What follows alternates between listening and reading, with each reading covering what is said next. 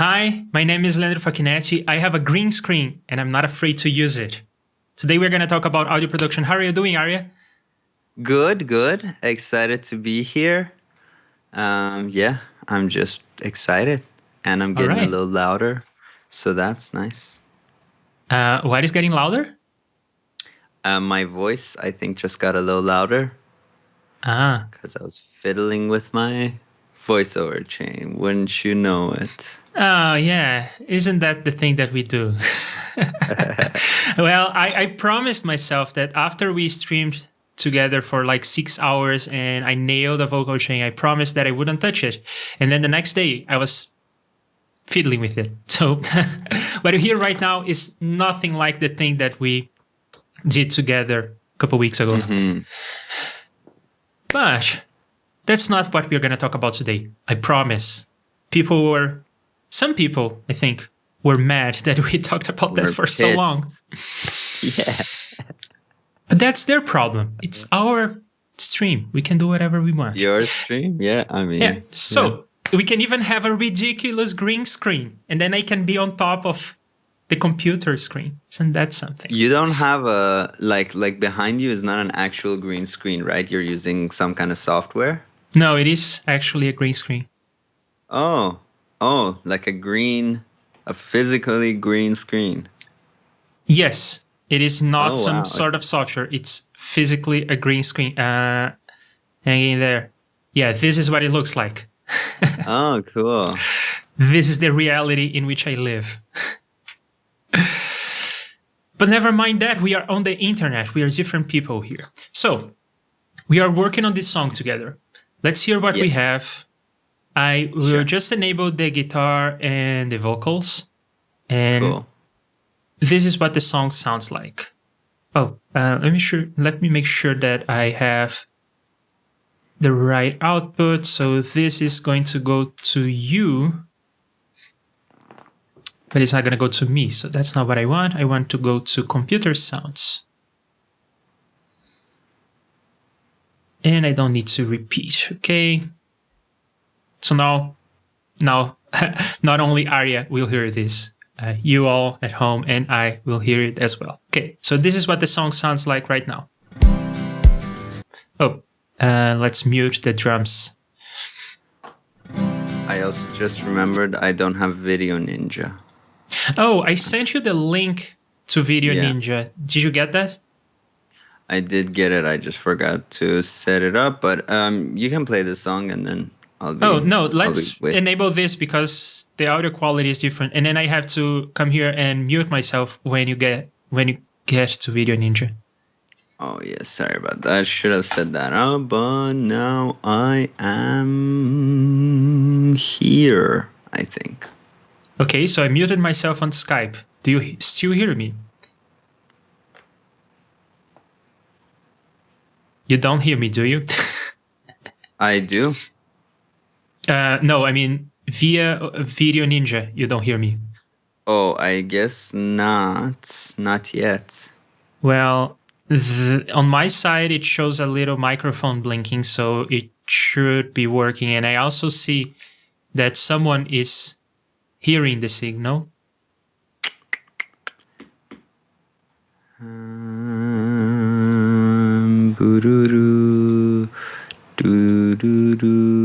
I'm just gonna refresh the. Oh no, yeah, it says now 48 seconds or something. Seems like I'm hearing you now. Okay, so when I disable Skype, you can still hear me. Yeah. Oh, and the quality is so much better. All right, we got this. So now you're going to hear the song in the best quality we can. I can hear some echo coming from you, by the way. From me? Like, I think so. Right now, do you still hear it? Hello, how's it going? No, the echo was my own voice coming back to me. Oh, okay. Interesting. And I hear that. Still do. You're hearing yourself now. Say something? Say something. Yeah, I hear myself with like 1.5 seconds of lag. Oh, what about now? Let's see. Same story. Same story. So Funny thing is weird. that I was not hearing that when you were on Skype, or when I was on Skype. On the audio signal was going to you from Skype. Oh, I guess I should mute myself on Video Ninja. Maybe. But there's literally nothing on my screen to do that. So my screen is just a player. Like when I open the Video So Ninja. you don't send your audio to Video Ninja. Yeah. I don't know. Let's see. If I go back to Skype, so what the heck? This was. I thought we had this figured out. I think I just fixed it though. What was it? Yeah, that is better. Okay, did I just fix it? I fixed it, but now there's another weird thing going. Let me fix that. Fix that. Fixing it. Fixed it. I think I fixed it. Okay. I still hear an echo. But it's quieter now. What about now? Let's see. Yeah, this is better. What did you do? Cool. I just turned my gate, made my gate more aggressive. Ah. Was it like bleed coming from your headphones? That was the only thing I was seeing that I could have any control over. Weird. Okay, this is the song. Actually, I do hear like the tiniest bit of echo coming from myself, but the funny thing is that it wasn't there when I was on Skype. But never mind that, it's very quiet, so yeah, let's just do this.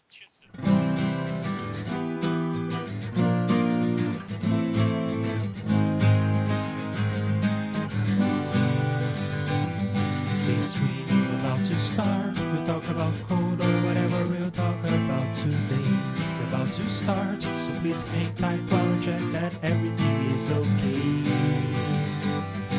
Sound check, camera check, lights check. How's my hair? Oh, wait, I don't have any hair. Maybe put some pants on and I am good to go. So get ready wherever you are, 'cause the stream is about to start. Get ready wherever you are, 'cause the stream is about to start.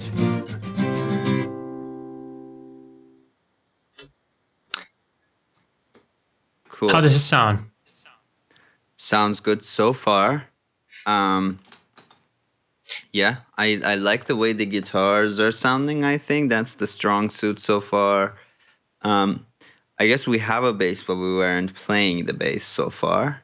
Yeah, we decided to work on the bass, or to finish the bass, because I had just a sketch after we did the drums, but we are stuck in this rush trying to do the drums, and I'm not really happy with the results, and I'm not really happy working on it. Okay. So let me first collect what we have, and this is a weird situation. I was working on this like way far out to the right on the timeline, but the items are very short, so I don't know where they are, and I don't know how to find them. I can't find them. Well, I guess start by unmuting on your unmuting drums to make it a little wider. Well, it doesn't change right the now, width. No, I mean unmuting. You just uncollapsed. Yeah. No, I am muted now. Doesn't change the width, it changes the color. Oh yeah, that's what I wanted to happen. I just wanted to see in better color. I see some stuff right there. Okay. Around, yeah. What's that stuff? I don't know. I guess I can just select the whole thing and then maybe move it to the left. No, it's wanting to resize things. Now I can move it to the left. And I can move it like about here. Sure. And then that makes a little bit more sense. Yeah, we have the song ending, and then we have our scratch space. And I do have a keyboard shortcut that takes me to the next item.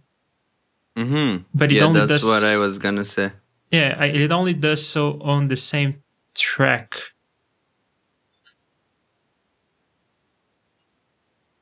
Oh, you want like next item across tracks? That one, yes. Let's see what this is doing. Well, this will select, but will it navigate to what it's selected? Is the question. It may just be selecting stuff. You want to, yeah. So here's something cool. If I resize this window, okay, it wasn't letting me scroll. So select next item, but it's not moving there. No. So I mean, Well, you can select. It's not that. It's not even selection. This action is just completely broken. It doesn't do anything. Oh, it works. Let me see if it works for me right now. But okay, so another thing you can do is just go to the project bay. And in the project bay, you can see all your media items and you can go to them.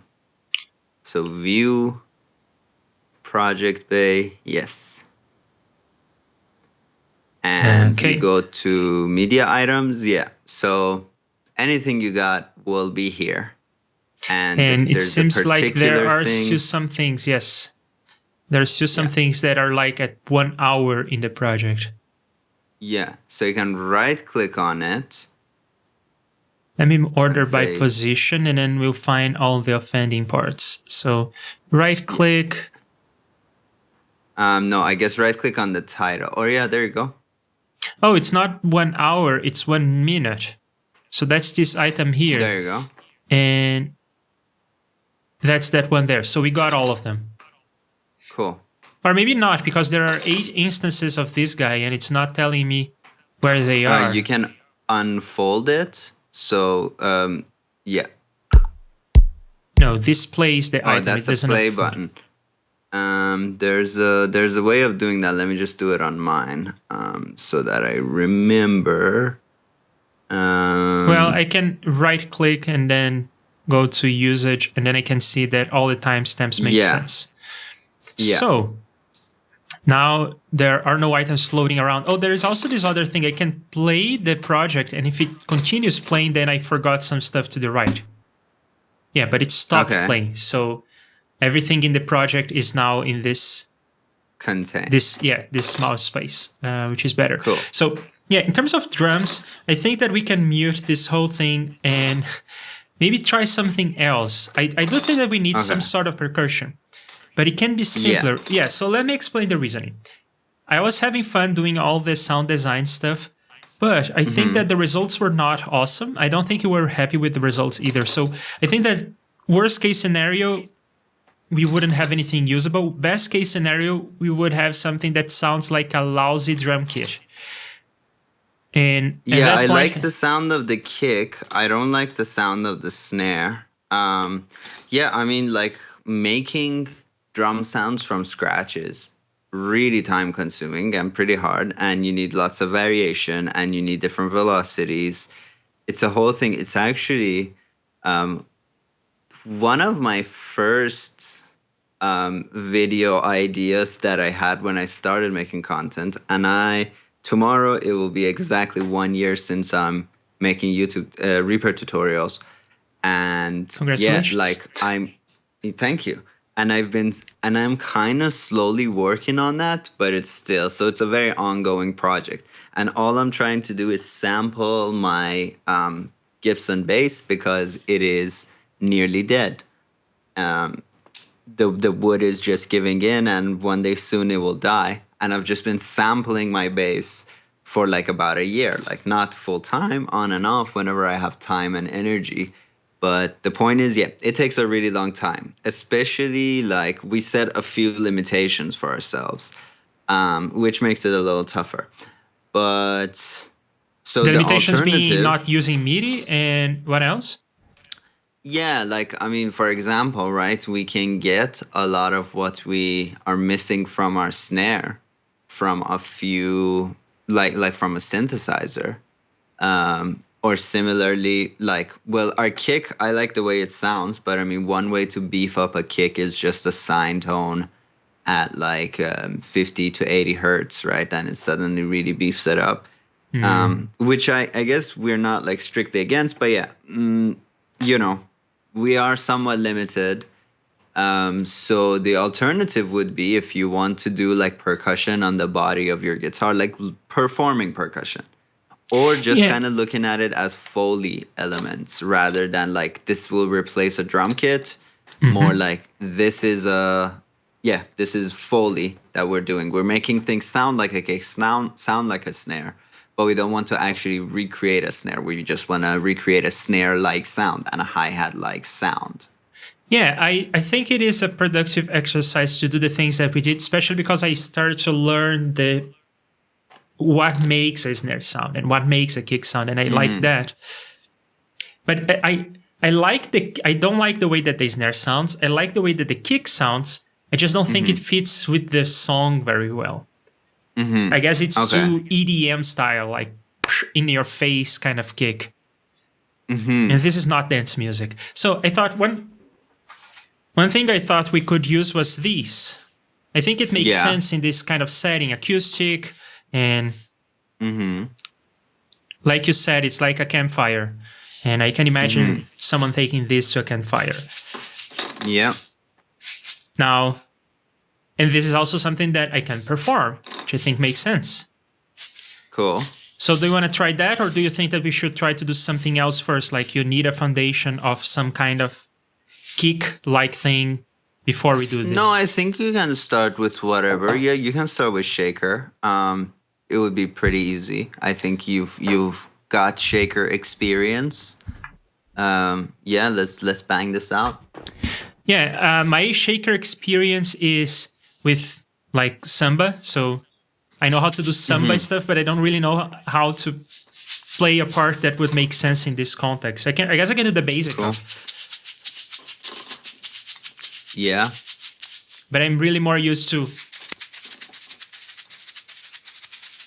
Cool. Well, that sounds great on its own. If you can make it work with the song, I love that. Yeah, we'll see.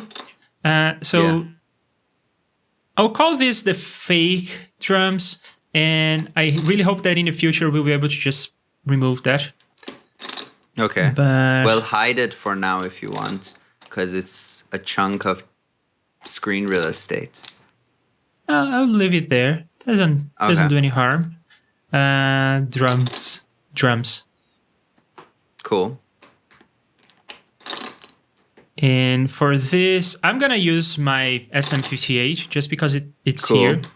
Or do you think it should be stereo? I don't think shaker should be stereo. No, I think it's better if it's not like a white sound because it's a small thing. Sure. So here I am trying to find. Do you know why they did this where your input channel hides if you do this, and then you see this, which is barely useful, but you don't see the other one that is actually useful? Just hate this. I never use that whatsoever. I just right click on record arm. So I actually have that hidden on my track. I got all the things I want from record arm. So that overall is a waste of space for me. Yeah, I tried to not customize Reaper too much. Otherwise, I would be spending the whole time just customizing Reaper instead of living my life. So let's see. We have some signal coming in from this other microphone. So I will keep the microphone that I'm speaking through. I will not touch that one. So you can always hear me. But I'll have this one as well. So this one is the one that we are going to record on. And cool. Can you? Oh, you can even see it on my. We can see it, yeah. Yeah, on my lovely little green screen situation. So we probably don't want to make it too loud.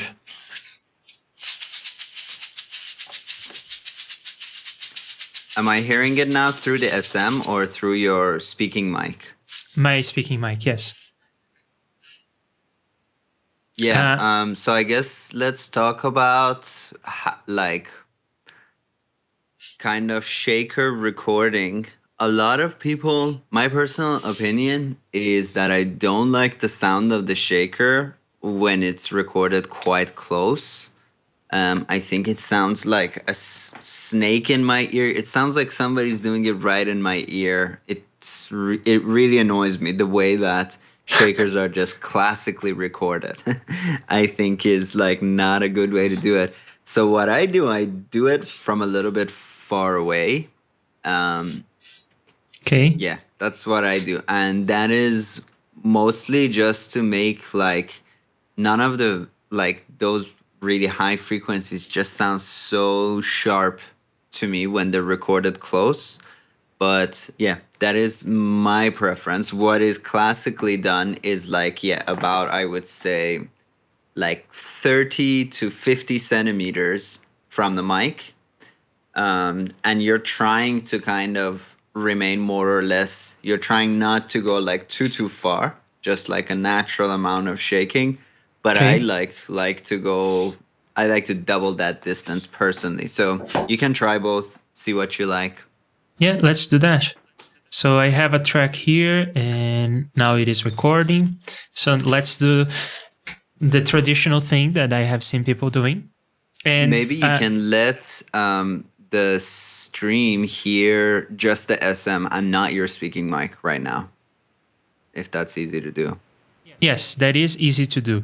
When I do this, does it click? I didn't hear a click, no. Okay.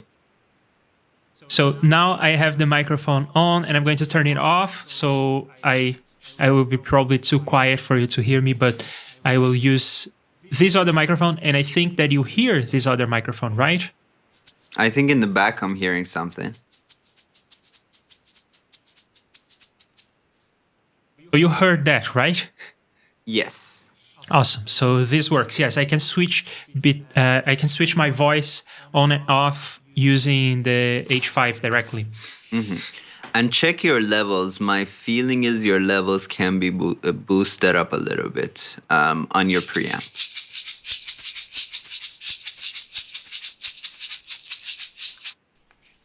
Great. That's nice and crunchy.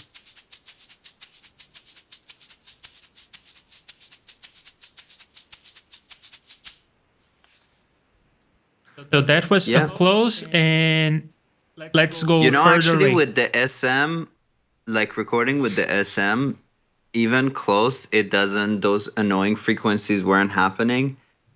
Later, if you listen back to this stream, kind of compare it with the mic that you're talking through, and those high frequencies were very annoying to me personally. With SM, it sounded fine, but I guess let's just try it for academic pursuit anyway. Well, go a little further in away. both situations, you are hearing through the SM. The difference is that I do a lot of processing on the vocals on this microphone. Oh, I meant when you were just talking and those were kind of moving in your hand. Those high frequencies really kind of hit me in the eye. Sorry about that, but the thing is, that's they are both the same microphone. The one that I recorded with and the one that I'm speaking through right now, they are the same microphone. Oh, you're not using your shotgun? No, I'm using the SM58. Ah. Yeah, I was using the shotgun. So I tried the the shotgun 2 days ago. I tried the shotgun yesterday, and you could hear too much of the keyboard. Cool. Yeah, but with this one, you hear less of the keyboard, I think. I hope so. But yeah, so that was me with the SM58 up close. Now let's try further away and let's see what that will sound like. But I think I will also change the gain for that to make sense.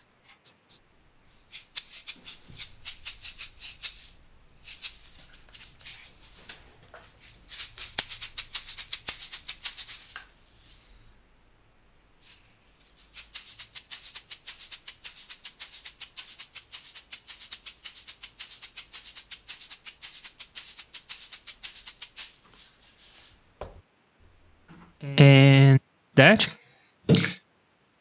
let's hear. So I guess this is the... Okay.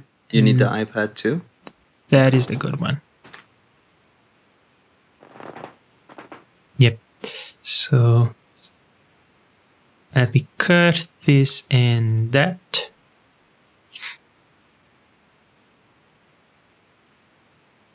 And I will also normalize this. Sure.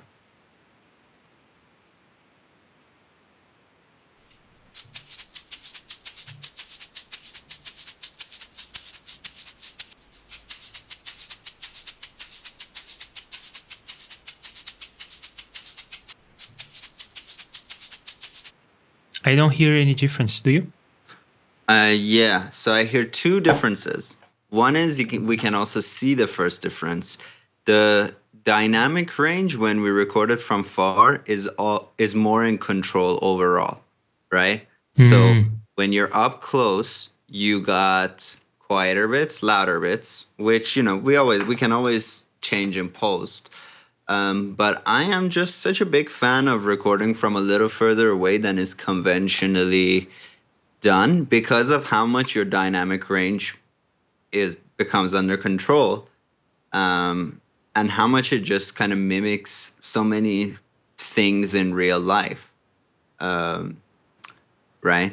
So like one thing I learned, I never got the drum sounds that I liked, and that was because whenever I was doing drums, I would turn everything down and I would start from the kick mic, then snare mic, then like toms, overheads. And then one of my teachers was like, well, why do you do that? Why not start with the kick, then start with the room? Then you use the spot mics for whatever the room mic isn't picking up. So then with that approach, it made my drum mixing much easier to do because I would get the level of kick that I want. I would bring up the room and overheads, and I would get most of what I need. And then I would usually just end up adding a little bit of snare bottom. And then maybe if there was like an epic tom passage, I would just bring up the toms. But the moral of the story being, like, the sound that I was hearing in my head and could never get was just the sound of like overheads. That's what I liked. So the dynamic range is one difference, and the other difference I hear. Well, if you play, it's hard to explain exactly what I'm hearing. I'm hearing the shaker and then the subtle movements of the little things in the shaker as they move back when you move your hand. I can hear that in the close one, and I don't hear that in the far one.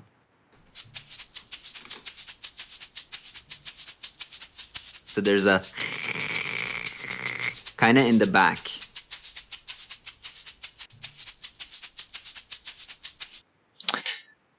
To be honest, I don't hear this, but I will make you guess again. I'm going to play one of the two and then the other, and then you tell me which one is which, okay? Okay.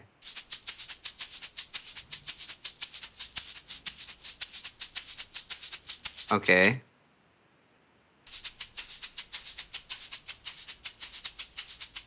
This is the close one. The last one was the far one. And you are wrong. I was wrong? What? Yes, this is, I played second. You can see the cursor here. I did not change it. So second, I played from far away. Oh, okay. I thought that this was going to give away because this is very characteristic. But you couldn't hear it. Yeah, there's a in there. I hear it again now. Yeah. Say it one more time. Okay, I can do that. Let me flip a coin.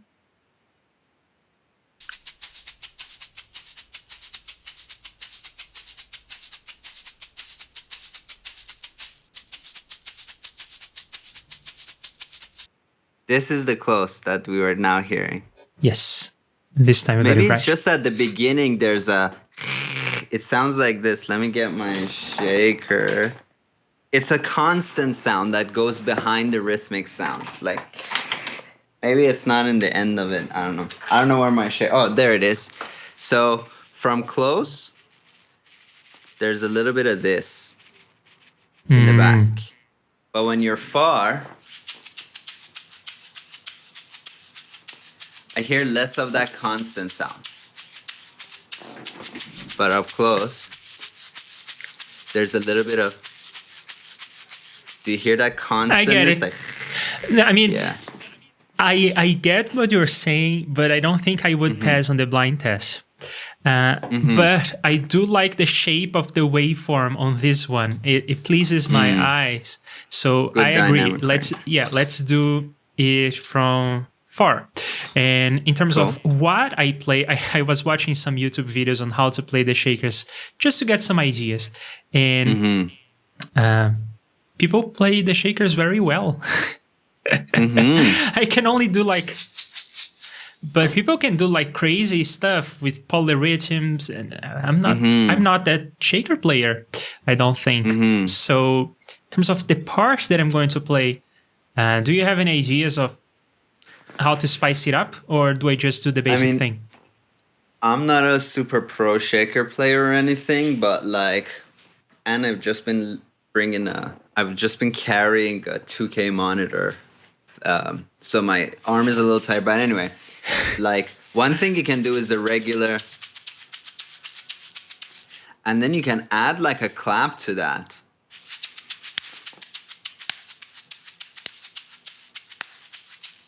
And then the other thing you can do is give it a little roll.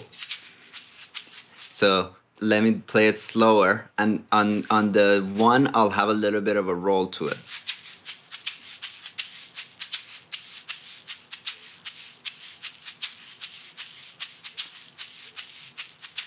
So you can like really kind of slap it to get a really attacky sound, and then you can have a little bit of roll.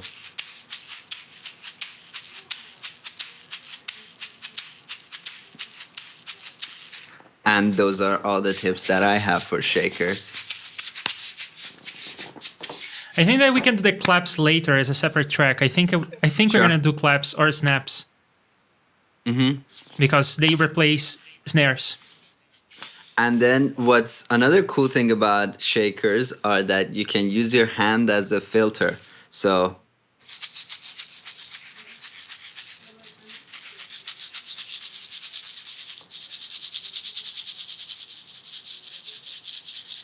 I like this sound actually a lot better than the open.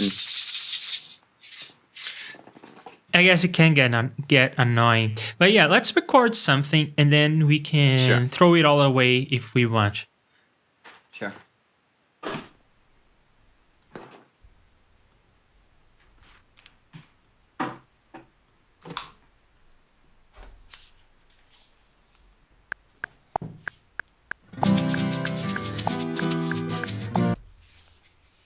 What's going on? I hear a lag maybe? Is that latency?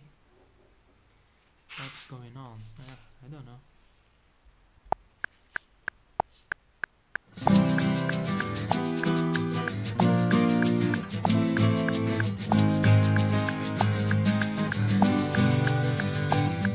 This stream is about to start. We'll talk about code or whatever we'll talk about today. It's about to start, so please make like well check that everything is okay. Sound check, camera check, lights check. How's my hair? Oh, wait, I don't have any hair. Maybe put some pants on and I am good to go. So get ready wherever you are. Cause this stream is about to start. Get ready wherever you are. Cause this stream is about to start.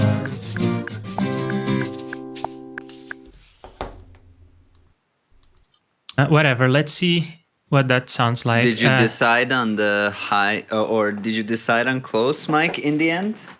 No, I just forgot about it, but I tried to fix it. But just let's hear if it even matches the vibe of this song, if it makes sense. Don't have any hair. Maybe put some pants on and I am good to go. So get ready wherever you are. Cause this stream is about to start. Get ready wherever you are. Cause this stream is about to start.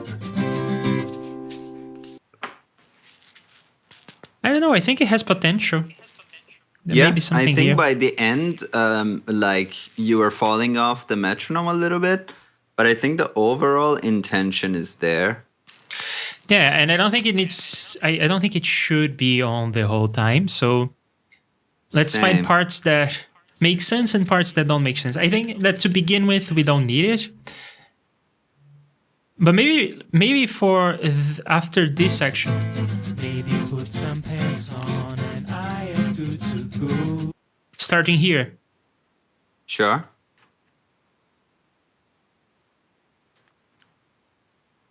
Maybe put some pants on and I am good to go. So get ready wherever you are.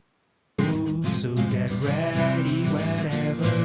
Yeah, for this, I don't think I could call it a chorus because, I mean, there isn't that kind of structure in this song. But yeah, just for this last part, I guess we can do a shaker. Cool. How about that?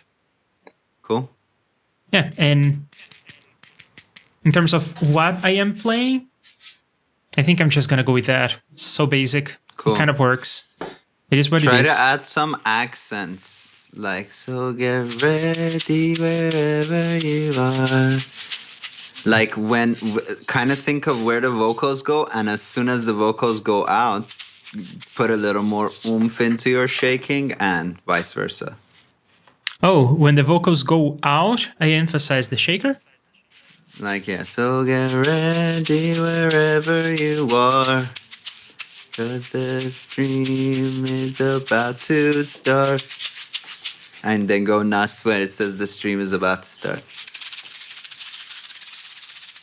Okay. I can't do 30-second notes at that tempo, but that would be fun.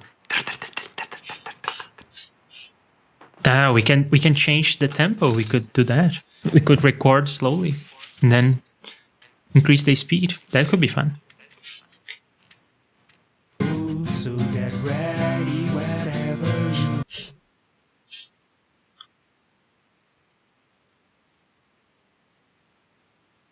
pants on and I am good to go. So get ready. You know what could be cool? If I turn down that microphone. Free row. Put some pants on and I am good to go. So get ready wherever you are. As the stream is about to start. Get ready wherever you are. As the stream is about to start.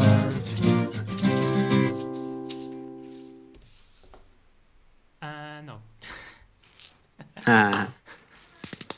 One thing we can do is also, one thing you can do is also like do kind of a straight shaker, and then we can record some extra accents, like,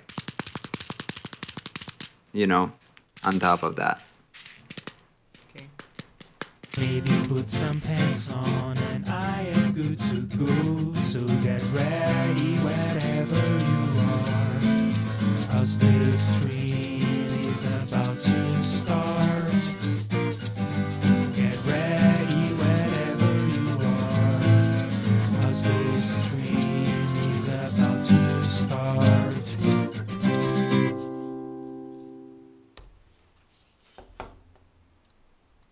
Okay, I think it's gonna take some studio magic to fix this.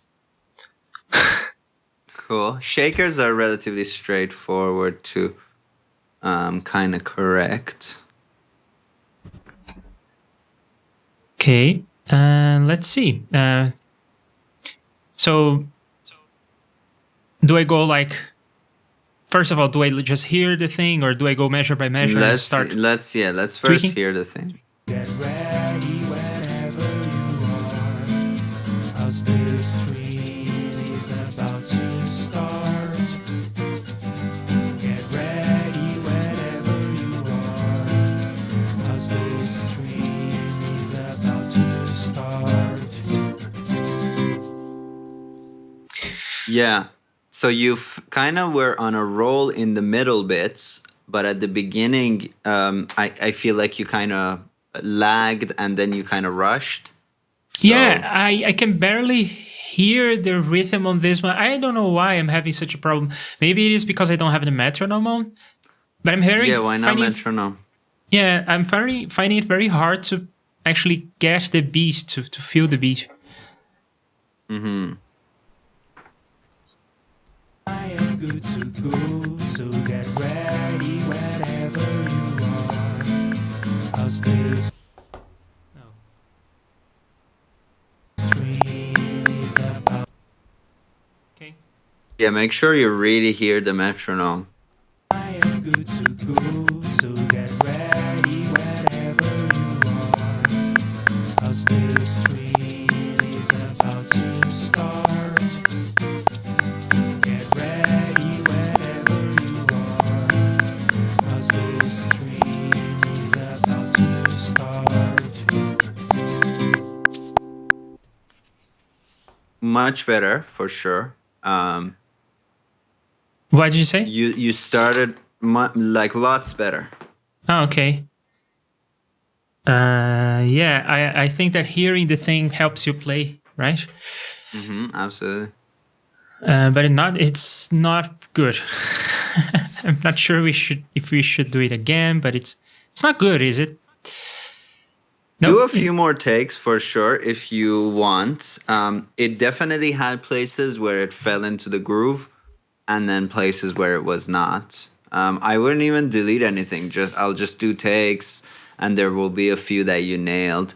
Kind of one way to think of the shaker is like, okay, if I decide that the beat is now, when I do, there's a small amount of delay between your hand movement and when the shaker makes a sound. It's not like a stick, right? With a stick, you go 2, 3, 4, 1, 2, 3, 4. But with a shaker, you go 1, 2, 3, 4, 1, 2, 3. See how it's like wrong? But if I go 2, 3, 4, 1, 2, 3, 4, 1, 2. So you kind of have to start playing to find out where in your movement the attack hits. And then you put that to the metronome. 1, 2, 3, 4, 1, 2, 3, 4, 1, 2, 3, 4, 1, 2, 3, 4, 1, 2, 3, 4, 1, 2, 3, 4. Ah, it's so hard to do 16th.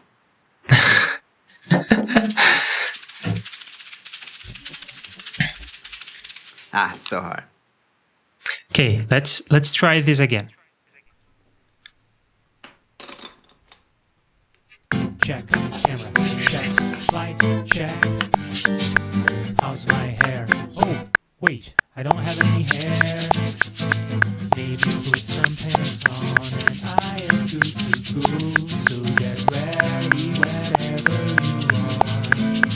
How's this stream is about to start.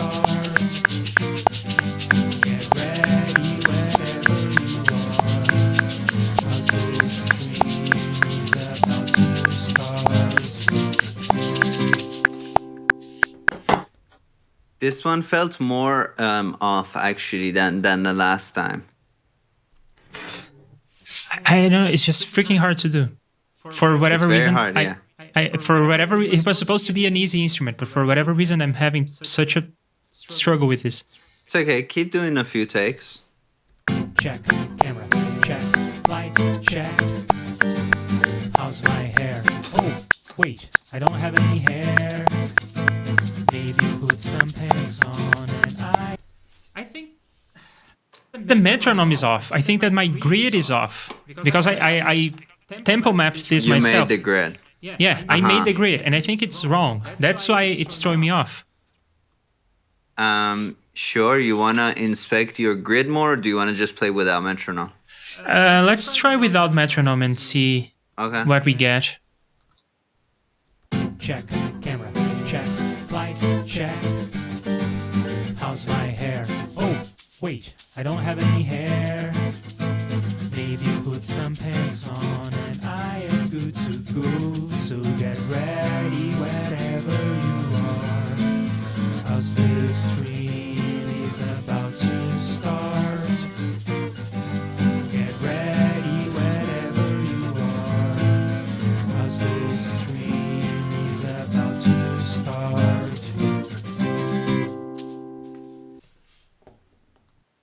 Eh,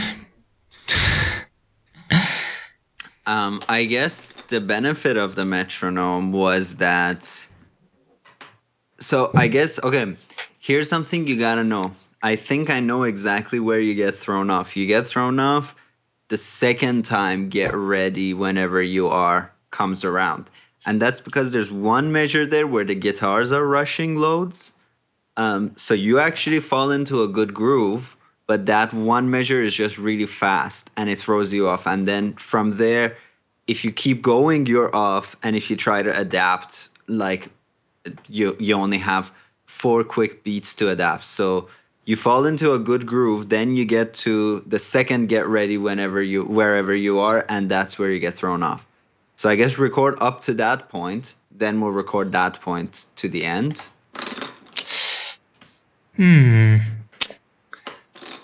Wait, I don't have any hair. To go, so get ready. Like, great so far. The stream is about to start. Little bit. Get ready wherever you are. You see how you fell off? Yeah, I see. I understand what you mean. But really, I think that what I'm feeling is this. And maybe even that. You just want guitars and vocals? I think that one of the merits of a good artist is that they embrace their limitations. And I think that I don't do percussion and bass, not yet. Okay. Maybe someday. But right now, I can barely do guitars and vocals. In fact, I'm not too happy with the guitars.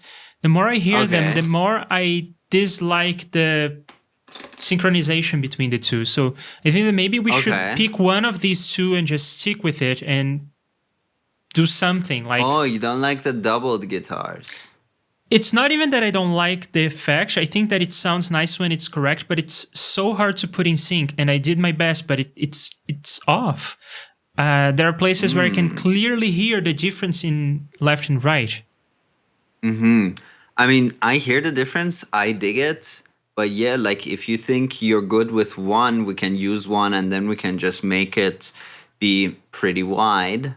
I mean, we kind of recorded them with the intention of having them be doubled, but we can get around that. We can definitely get around that. Or we could record one guitar in stereo. What do you think about that? We can do that too. And we can even take this mono guitar and make it, we can make it kind of be wider just by using effects. Yeah, I think it would sound nicer if we recorded in stereo than if we did some effects. Well, what do you think? Got like examples of in the open chords. That we recorded with your XY. I think it sounds nice.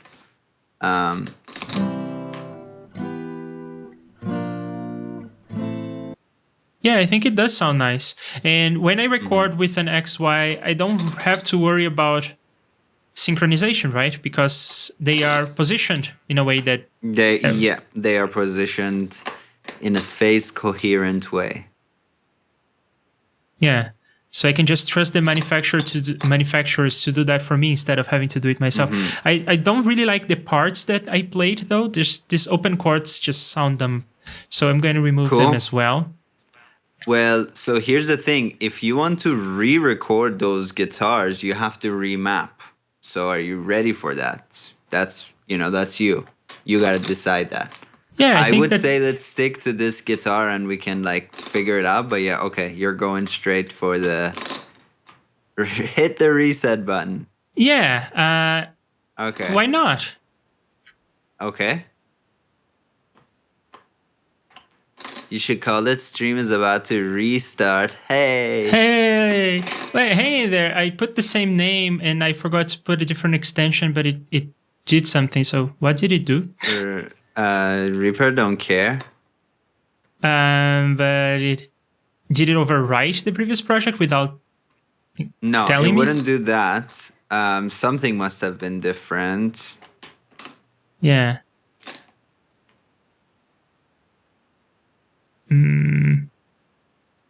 Well, what was the last one called?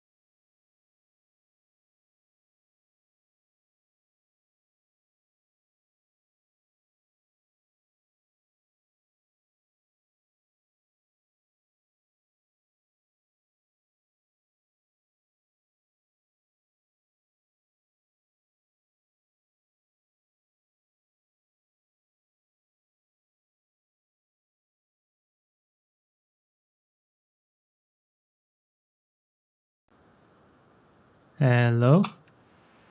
Are you back? I do not hear you. I see your lips moving.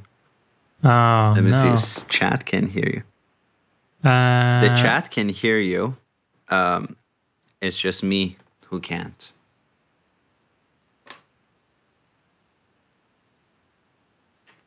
Oh, no.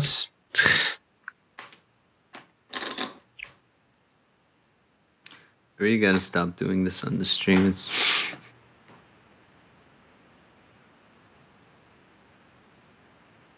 Hello, do you hear me now?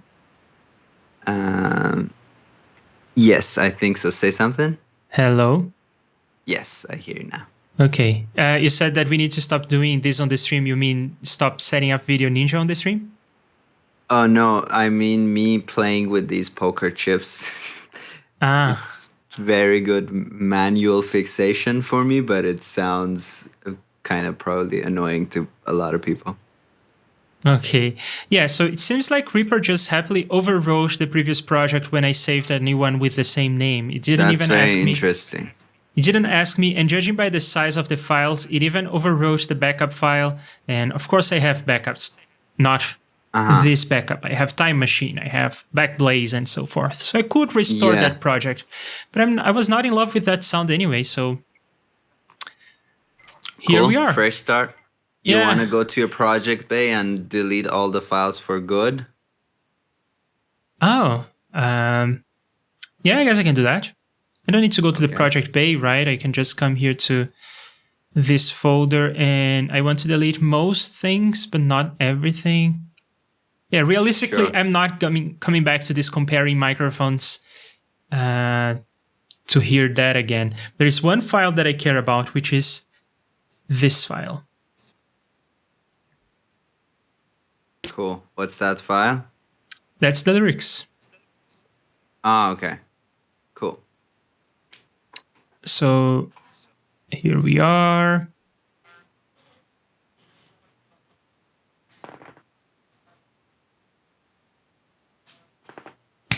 Let's start with guitars, I suppose. Mm-hmm. You know what we can try? We can start with a metronome. You want to try metronome? Okay. Yes. I'm going to try a metronome. And we know that the song is about like 185 BPM, right?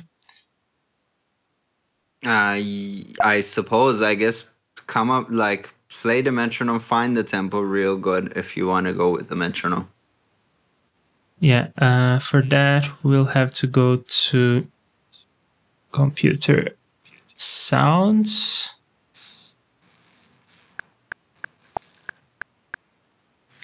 And by default, Reaper gives me super quiet metronome. I want it freaking loud. Okay. You can save this as your default project template, and that will remain the same. Yeah. I guess I can. But I do so many things with Reaper, and in some cases I want metronome, in other cases I don't want it. Well, I can just disable it, I guess. Keep the settings, whatever.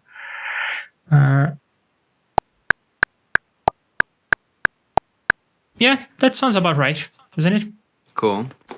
Yeah, I mean, really decide this part, like, even, play a guitar with it, make sure, because now if you're committing to a metronome, you got to make sure you like it. Yeah. Let me grab the guitar and the microphone. Sure. I will be right back. And so it says on the screen.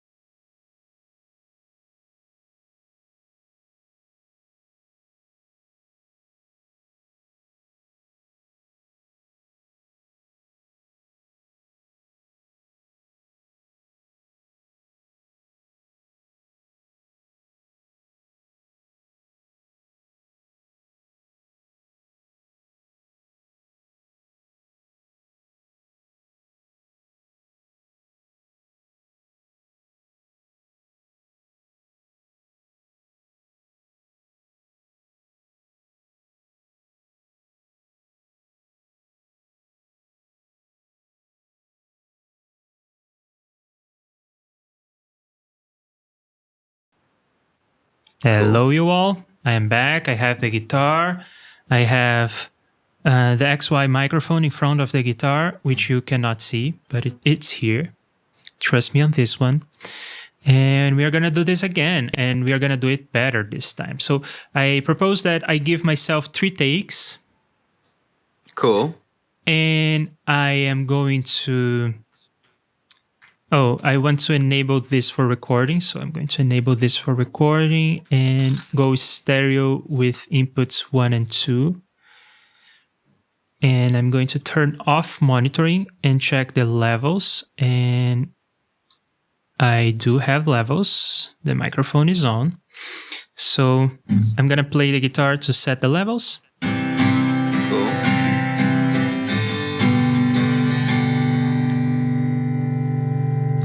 The microphone is pointing at around, like, I'm going to say the 12th fret of the guitar. Am I hearing the microphone now, or am I hearing I think your voice is coming out of the SM. Yes, my voice is still coming out of the SM, and that's the only microphone that is open. I am still setting the levels, so I don't want to change to that microphone accidentally and then blow everyone's speakers. Happened before, so trying to avoid mistakes from the past.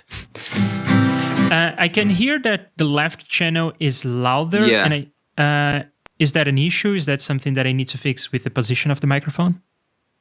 I mean, if you want to hear it slightly lefty, then not an issue. But if you want it to be more balanced, it shouldn't be that much. It should be like less is okay. This is like a good 2-3 dB of difference, I would say. And I don't even know which one is louder. Well, left is louder. So in an XY, if the left is louder, that means that the ones that on the right pointing towards the left, that one's the louder one. Yes, exactly. So that is the one Also, can pointing... I make a suggestion? Yeah. Make your meter way bigger. That's just too small. I don't see what's going on. I don't see those numbers. There we go. Yeah. So yeah, that's the one pointing at the body of the guitar. Mm-hmm. So if I want to make it quieter or more balanced, what do I do with the microphone? I mean, the microphone, you can just point at a direction, but are you pointing it at like fret 12, or where are you pointing it to? Fret 12. Yeah. Fret 12. Okay. About here. So I guess we gotta move that. We gotta see, like, moving it kind of further away. Just kind of move the. This is where having another person helps, because you can play and move it.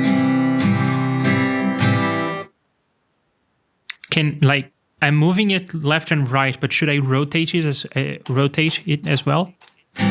Rotate it this way. Yeah, I'm rotating the thing so that, yeah, when I do this, it is about left, but then I have the guitar like here, and then the microphone is sideways almost. Cool. If it sounds good, it sounds good. I don't know if it sounds good, actually. Let's hear what it sounds like. Well, I guess let's hear it, and turn off your voiceover for a sec, because we'll still pick you up from the XY.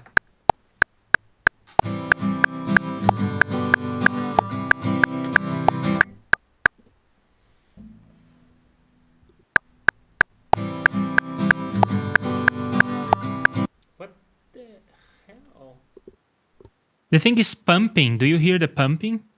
I hear the pumping. I also feel like Video Ninja is shitting the bed a little bit, because it stops for a second and then it plays it really fast to catch up. It goes dun dun dun. You know what I mean? Ah, that's ridiculous. But what the hell is that pumping?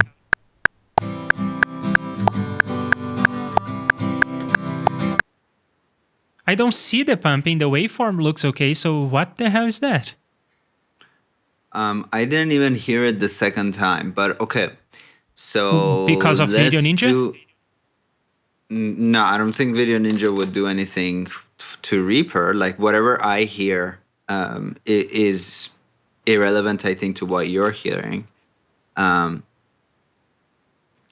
yeah, I would try a little bit of distance, a little bit more distance, and I would also try having your. So I don't know where your XY is, but having it capture the sound from above rather than direct on. You know what I mean? So if this is your guitar, kind of going like this angle. Wait a second, I need to make this bigger. So what is the angle? So let me demonstrate. So say this is your guitar, okay? Um, let's say it's on your lap, even though, Jesus, I just hit my face like 8 ways. Okay, so if this is the body of the guitar, we want to be pointing at it from slightly above, maybe 45 degrees or something, and maybe I would say 30 to 45 centimeters. Try something like that. Okay. So I think you're at level, right, with your guitar, Yes. mic and guitar. Yeah, be a little further above. Okay, I will get a tripod. So again, let's go to the I will be right back screen.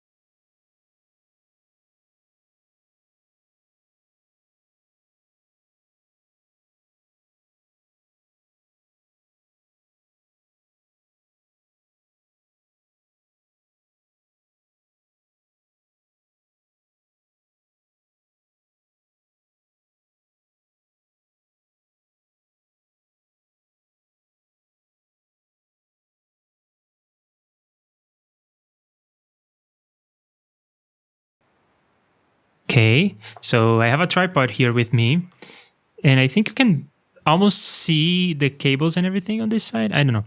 In any case, I do not. and the thing is on, and I'm gonna record again. I am super spooked by whatever is happening on the pumping sound that we heard, but let's try again. So I turned off this so that we can check the levels and everything, and now it is definitely about 30 centimeters away, and it's pointing down at a 45-degree angle, I would say. Cool. So let's do levels. So you said that this about 3 dB difference is acceptable, right? It's acceptable, yeah. But it's not awesome, nah? Like the issue is if the loudness is due to one side having way more low end, you know what I mean? Mm-hmm. Then that's more of an issue. I mean, that's not a huge issue. We can fix this. But we're basically trying to get a stereo image that we like going in, because we're not intending to make this wider or anything like that. You know what I mean? Yes, and it seems like the only way I can fix this difference is by making the microphone point sideways, which is kind of weird. Then go further away. I'm moving the microphone further away just because it's easier. Cool.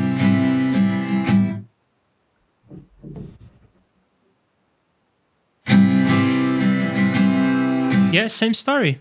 It just does that. The only way to fix go more back. Really? Okay.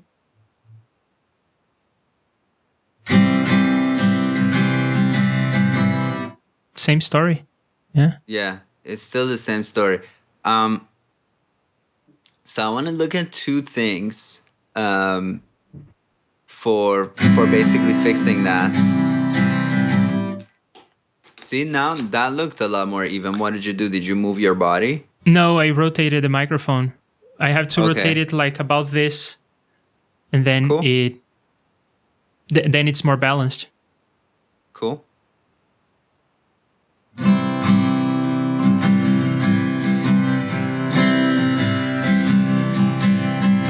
Yeah, rotating the guitar doesn't do anything. It's really rotating the microphone that fixes this. Cool. Rotate, like, also kind of what I mean is, like, imagine if you were sitting in a chair with wheels, like rotating on this axis just to see if you like it one way or another better. It doesn't make a difference in the levels. Well, in how you hear it, does it make a difference there? Oh, I am not hearing this microphone. I am only hearing... Let's hear this microphone. And there is a latency of like 50 seconds on the sound. Yeah, I hear that now. Yeah, I don't know what's going on in your routing elsewhere on the project or in the streaming thing. Oh, I think I may have a clue as to why that is happening. Because I'm going through black hole. So black hole is supposed to be zero latency, but it may not be, right? It may not be, yeah. Yikes. I've not had too much issue with black hole, to be honest, other than every once in a while needing to restart it for no reason. But so now you have multiple black holes in a system. So the question is, are those like fully synced or not? Possibly they're not. Well, they were supposed to be. Everything in the system was supposed to be zero latency. In practice, I think it adds a little bit of latency, and that may throw everything off. So I can go straight to my output, and then I will not hear latency. The problem is that I don't know how to make you and a stream hear this. Oh, I think I know what to do. I mean, I would say at this point, since we're just sound checking the XY, forget about your voiceover mic. Mute that. Let's just hear you through the XY. It'll be slightly quieter, but we'll be fine. Well, but that will not help anything. Because we're trying to hear the mic. That will not help any. It will not. How does that help? It doesn't affect anything, does it? Oh, I just want to hear the mic that we're recording through and not your voiceover mic, because it's still picking up your guitar, and I just want to hear what the mic is hearing, so that we can make adjustments. Oh, okay. Yeah, but it will not change the latency for me. No, that's fine. I mean, I don't mind it. Oh, but I do. When I play, I have to hear it with lower latency, if possible. Oh, you hear it with latency too? Yeah, okay. I hear it with what's your like buffer size? 256. Okay, so that's cool. Yeah, but I think that the problem is the black hole's in the middle, so I'm not going through black hole. I am sending this straight to you. So I'm sending this straight to myself, straight to you, and straight to YouTube. Cool. So of course you and YouTube have to go through black hole, but I don't have to. So I have this direct connection. So that should lower the latency, I suppose. Cool.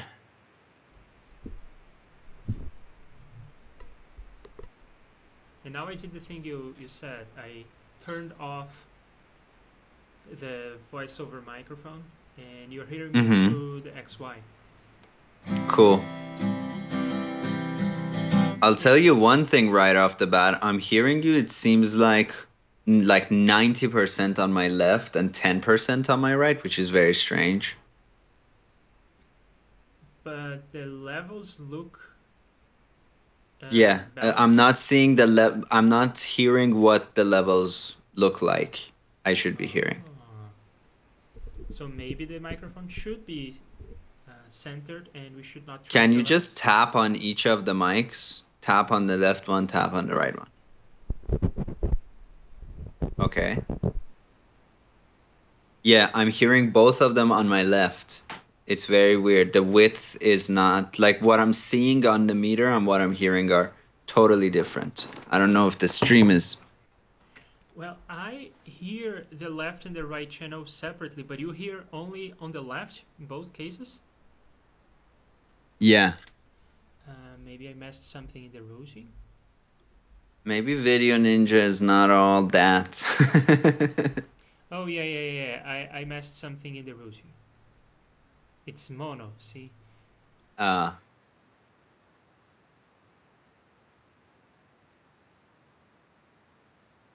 Ooh. In stereo. So now everyone has 2 channels. Okay. Cool. So let's do the tap again. Left, right. Great. Great. Yeah, that was just a simple mistake to fix. And then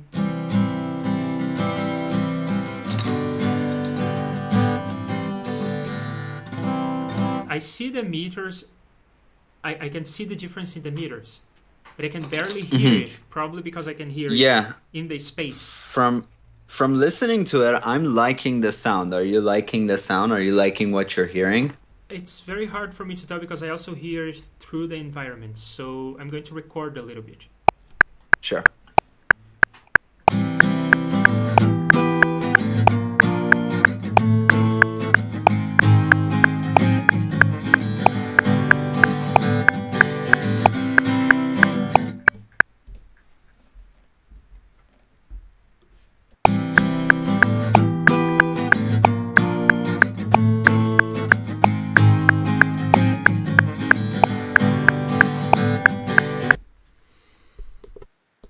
It sounds okay to me.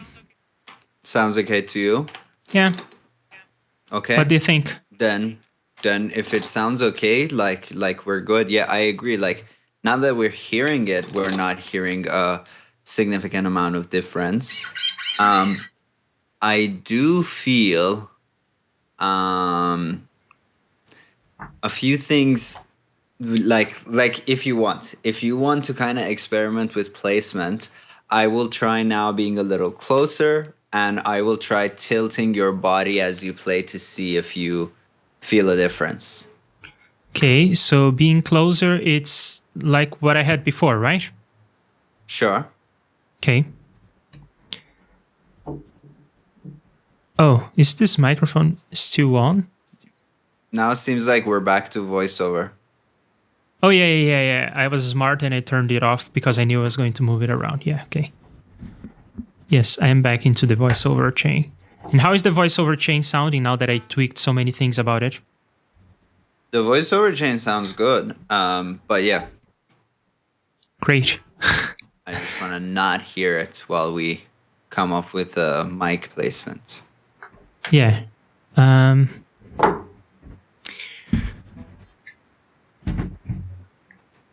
Okay, so I'm going to switch back and record some more. What the hell? Apple Music opened. Get out of there, Apple Music. Get out of here. Okay, so let's see.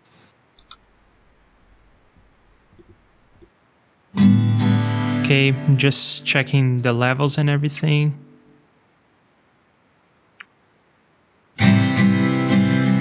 I still hear the voiceover, I think. Yeah, because I'm checking the levels. Oh, okay.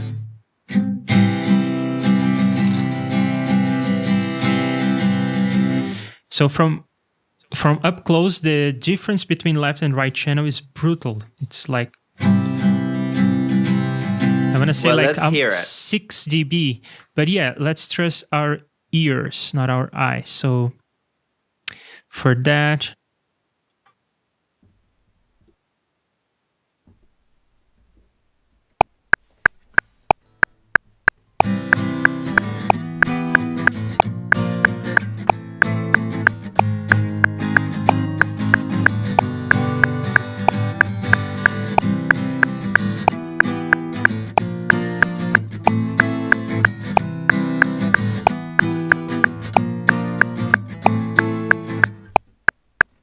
Yeah, well, the difference is very obvious now. The left is much louder, and we can easily hear that. So you have two choices. One choice is if you like the sound and you don't like the balance, well, we can fix the balance, or we can double it, and then on the double we reverse the stereo. So that way we'll have a louder sound on each side and the tail of the louder sound on the opposite side, and that'll sound okay. We can also manually move that, but that will change the seemingly perfect, or it is a perfect, like, pairing and spacing of these two mics that are identical because it's like part of one product. Yeah. Or, if you don't want to double and if you don't want to mess with the width, you can always just kind of think of, okay, like maybe my guitar is a little more left centric. We'll have another element to be more right centric to kind of counteract that. That's interesting. So I'm going to catch up with chat because it was not updating, I don't think. But Jim is saying, "Oh, cool! I needed something to watch during my coffee break." Hello, Jim. Hi, Jim. Great to have you here. And Bo says, "Hey guys, what's up? What's up, Bo? I'll tell you what's up. I got fed up with the project. I thought it sounded like, and we are restarting, and we are going to, I think that what we're going to do is we're going to record one guitar. It's so hard to double the guitars in terms of performance. It takes more time. It takes aligning. So we'll do our best to get a good stereo image out of this, and we'll do one guitar. We may do other parts. We may do like that second guitar that we had just playing full chords. I thought that the part was kind of silly, but the spirit I like. So we may come up with something else. Here's the thing. If we want to double, I think that we should use the electric. Let's double the acoustic and the electric because they do different things. Fun. Yeah, but doubling, I found that doubling the guitars and even doubling the voice did something weird. It becomes alien. I guess it's because I don't play as tight as I should. But again, I have to embrace the limitations. I personally do. I did like the doubled guitars on the last project. I thought that sounded really good. I also did not like the doubling on the vocals. Yeah. Okay, so up close, it seems like, oh, I did not hear it. You heard it, but I did not hear it. So I'll play it for myself.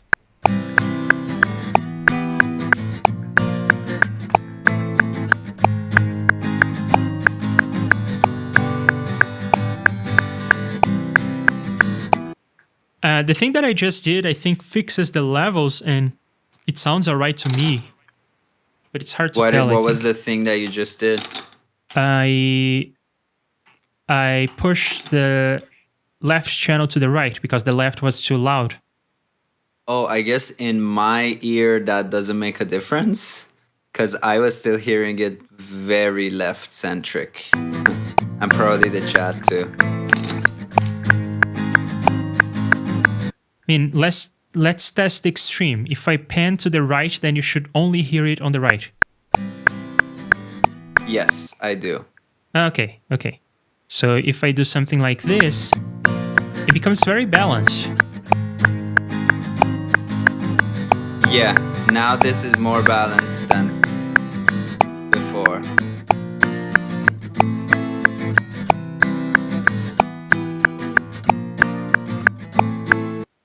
And it sounds very decent to me. Okay, that's great. Do you want to quickly check on a correlation meter what kind of stereo image we're looking at as well? Yes, I also. But before I do that, I want to hear these two because this is more.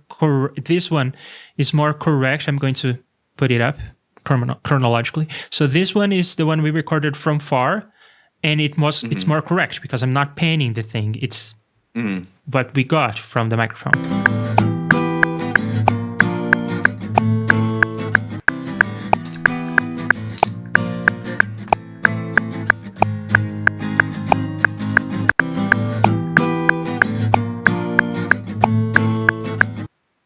What do you think? Do you hear a difference? I hear somewhat of a difference. Yeah, I hear that the one that is closer, we can hear more of like the stuff, and the one that's further is a little low endier. Did you hear that? I don't think I can put it in words, but I heard a difference and I have a preference. Do you have a preference? Cool. I always have a preference. What is your preference, though? I think I prefer the artificial panning that I did. I think it sounds nicer. Cool. And what was your preference? Well, I prefer the one that is that we recorded from closer. Yeah. So this one. Yeah. All right. So we agree. Yep. And Bo says, sorry, was a bit distracted. Are you redoing the song entirely? More or less, Bo. I was trying to do percussion and that was not coming along very well. But while I was tracking, I was hearing the thing again and I was not happy with the guitars or with the vocals. So I guess we're going to try to do something simpler. No more doubling, and I will not tempo map the thing. I'll play to a metronome. Let's see how that will go. But I think that judging by what I played here, it is mostly okay.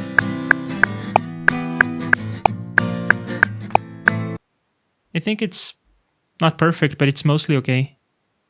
Yeah, we're not going for perfect anyway. We're just, we're trying to like the sound. Yes. So if you like the sound, rock and roll. Yeah, so we agree that it is best for me to play up close, pan later, and yeah, let's record this guitar part, right? Let's do it.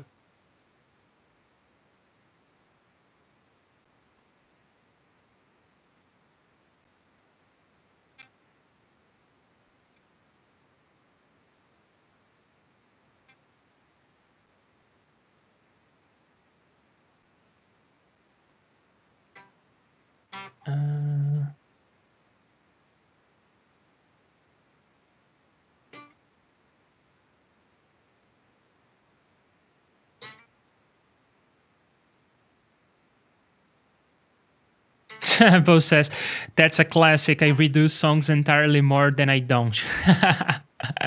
So true.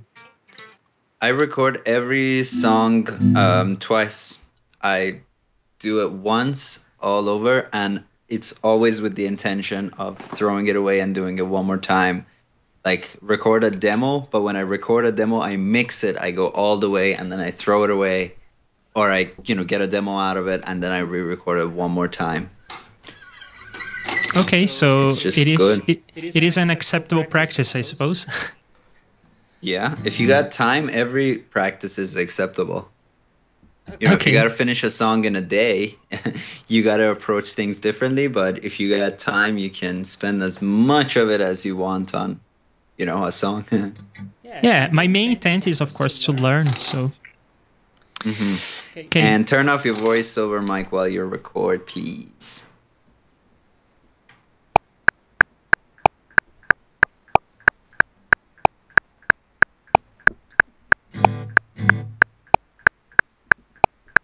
I'm hearing a crazy amount of bleed on your... On my microphone? I was hearing your metronome dry, and I was hearing your metronome from elsewhere too. So I guess let's see if we can hear the metronome in here if I turn it off. I don't think it's bleed. Oh, okay. It's just somehow I'm hearing like a trup, trap, trap, trap, trup, trap, trap, trap.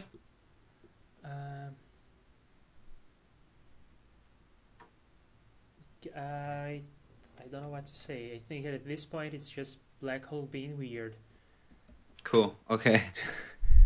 Or Video Ninja, or both. I don't know. Mm-hmm. Yeah, so, okay, here's what we're gonna do. We're gonna do 3 takes. And then we'll maybe comp, but that's what we're gonna do. Cool.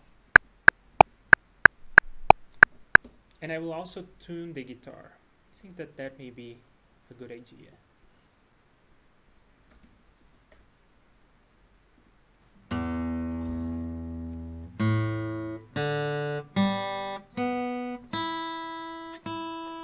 Man, I love Martin guitars.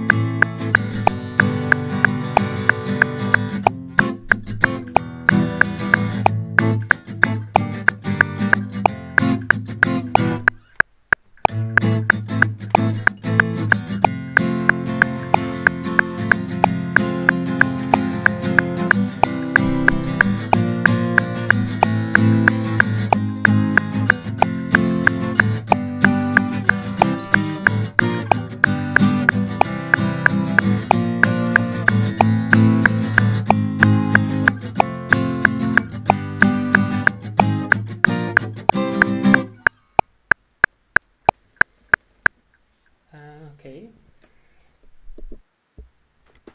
That is one take. I do need to fix this. We were thinking about the bass line, so we wrote these things here, and it's not doing me any favors when I'm recording. It throws me off. Like, do I really need to do a G sharp with E flat? What the hell? No. And I think that's all we did. Yes. Okay.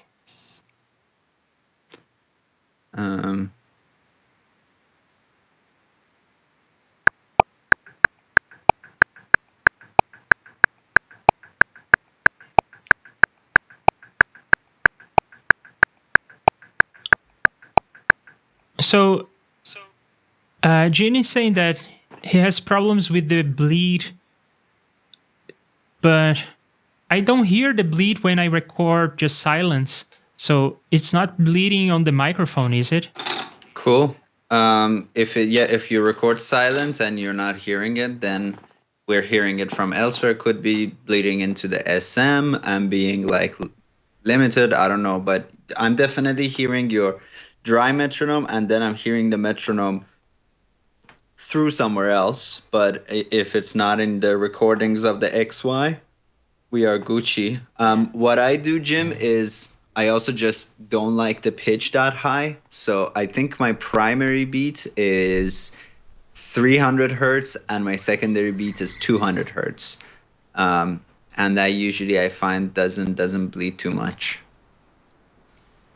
So it sounds like boom, boom, boom, boom, boom, boom, boom, boom, boom. Well, it's a fifth. I don't know if I'm singing a fifth too well. Boom, boom, boom, boom, boom, boom, boom, boom.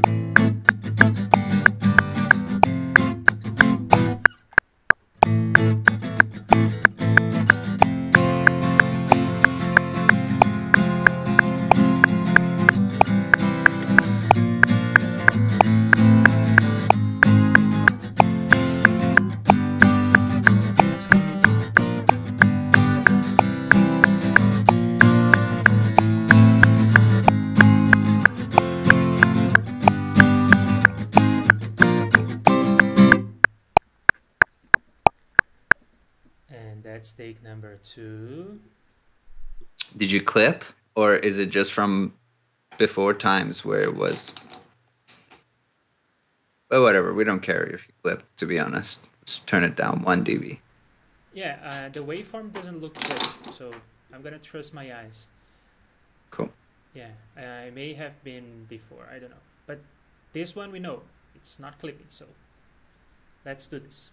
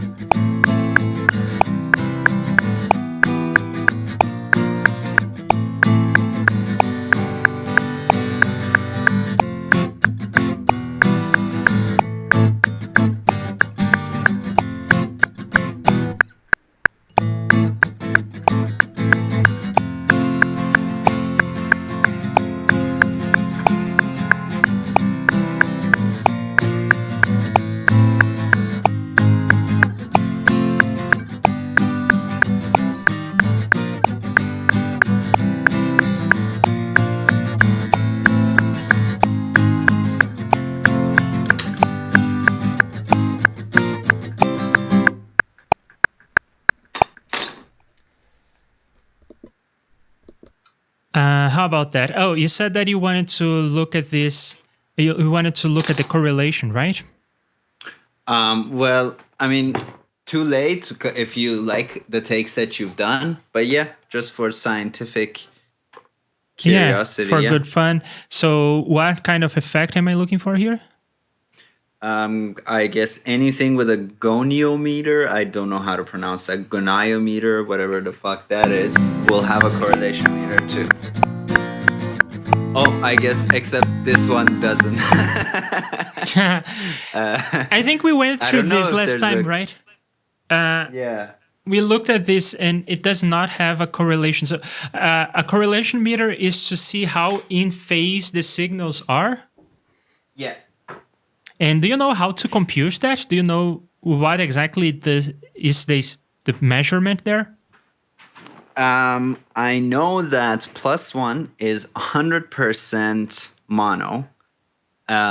0 is no phase but fully stereo, and then -1 is fully out of phase. In terms of how that number is like mathematically calculated, I would assume. Yeah, I don't know. That sounds like trigonometry. So if left and right are equal, it's 1.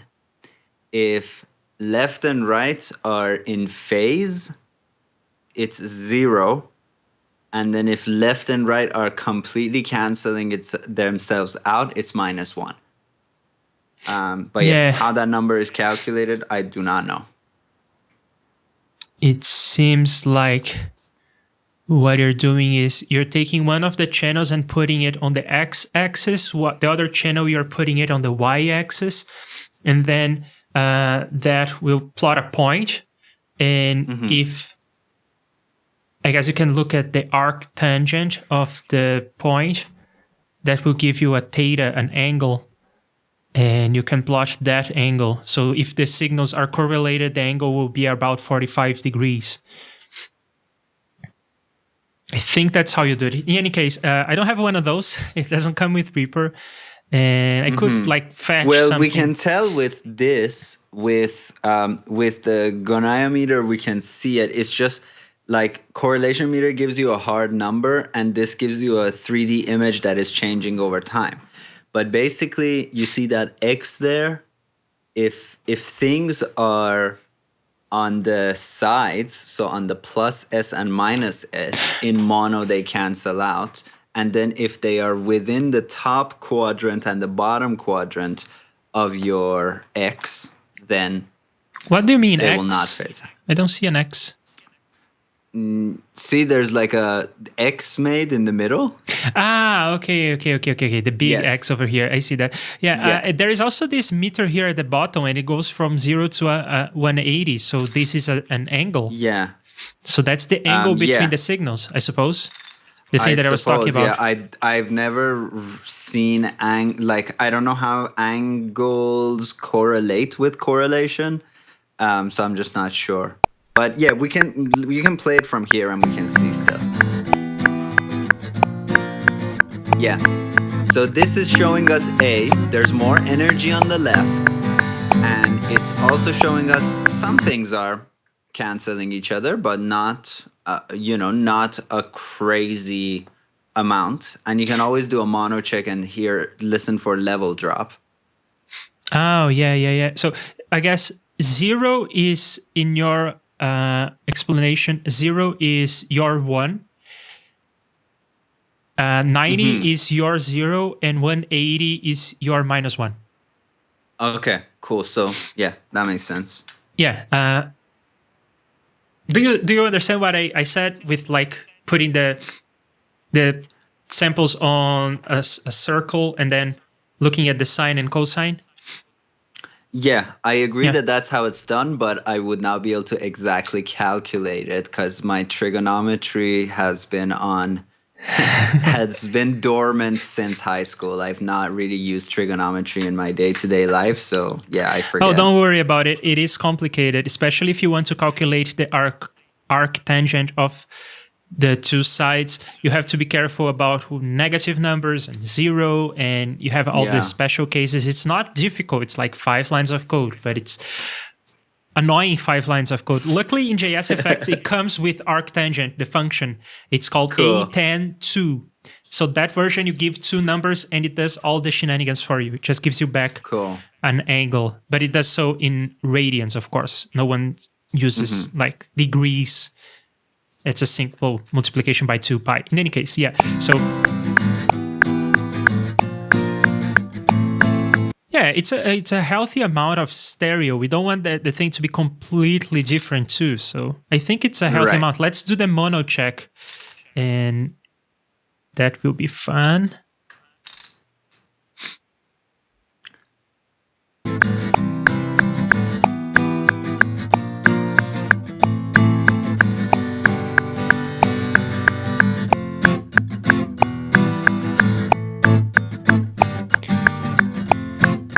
I would say that it goes down like by 3 dB or something, RMS. Yeah. But so something that is somewhat of a concern is that when you do mono check, a lot of the level drop is in the low end. So if you're adding bass, this will actually be a good thing. If you're not adding bass, and acoustic guitar is going to be one of our bassiest elements, then we want to really calibrate this well. So are you going to add bass to this song? I wanna do bass, yes. Cool. Then I'm happy. If you like the sound, I like the sound. I like the sound, yes. Garant's Love has a correlation meter, Bo is saying. Cool.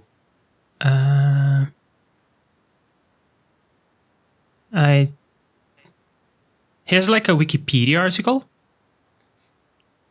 I suppose so. He's a significant person. No, he doesn't have a Wikipedia article, but he does have a card. He has a GitHub.io that has all his things there. Yeah, this page. There it is.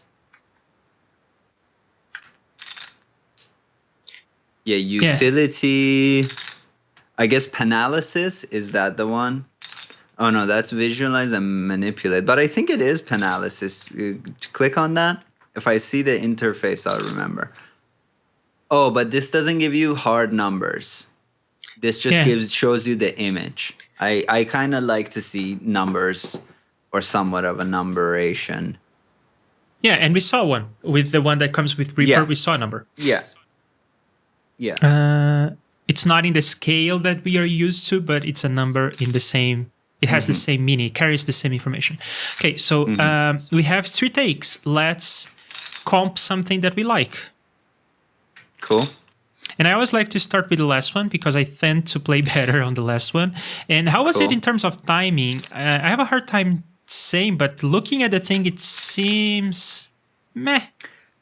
Well, in the beginning, like in the first session where you said like you struggle with metronome, so then when you said let's add metronome, I thought you were gonna struggle a lot more. You were a lot better than I was thinking. But that's because you weren't expecting much. I was expecting like, I guess, and also I was expecting for you to do a few takes and then go, oh, this is too fast. But cool, you can play at this tempo. And yeah, I think you did really well. Great. And of course, nobody's going to hear the metronome at the end. So if I am consistently off, then it will be fine. I think that the performance was mostly okay. So yeah, and because I played on a metronome and I played the same thing 3 times, they should line up. Yes. And then we can do an actual comp sort of thing. I guess I could even collapse them in different takes on the same track. Wouldn't that be fun? Sure, if that does something for you. I seem not to like that. I don't do takes because I'm happy with doing tracks. I think takes look great and everything, but then you're literally one click away from fucking something up and not noticing. So that's too much of a margin of error for me. I will never accidentally click on a track and change anything about it. But with takes, literally one click. And I know you can lock takes. You can do a lot of things, but it's like, what is added to my life? The only time I would do a take is if I'm multi-miking an instrument, like drums, and I have 8 drum mics, then I'll do takes because I don't want to have 24 tracks to deal with. But, you know, most of the time I'm happy doing the track comping. Okay, I am happy with that as well. You definitely, if you want to full align them, you gotta turn snap off and really make sure that like their ones are aligned. You're kind of eyeballing it, but you see like we're about 2/16 off between these. Yeah, and I wonder why that is. I think that in the process of moving things around, I made a mistake. I'm going to undo a bunch. Yeah, I think I even saw the mistake as I was undoing it.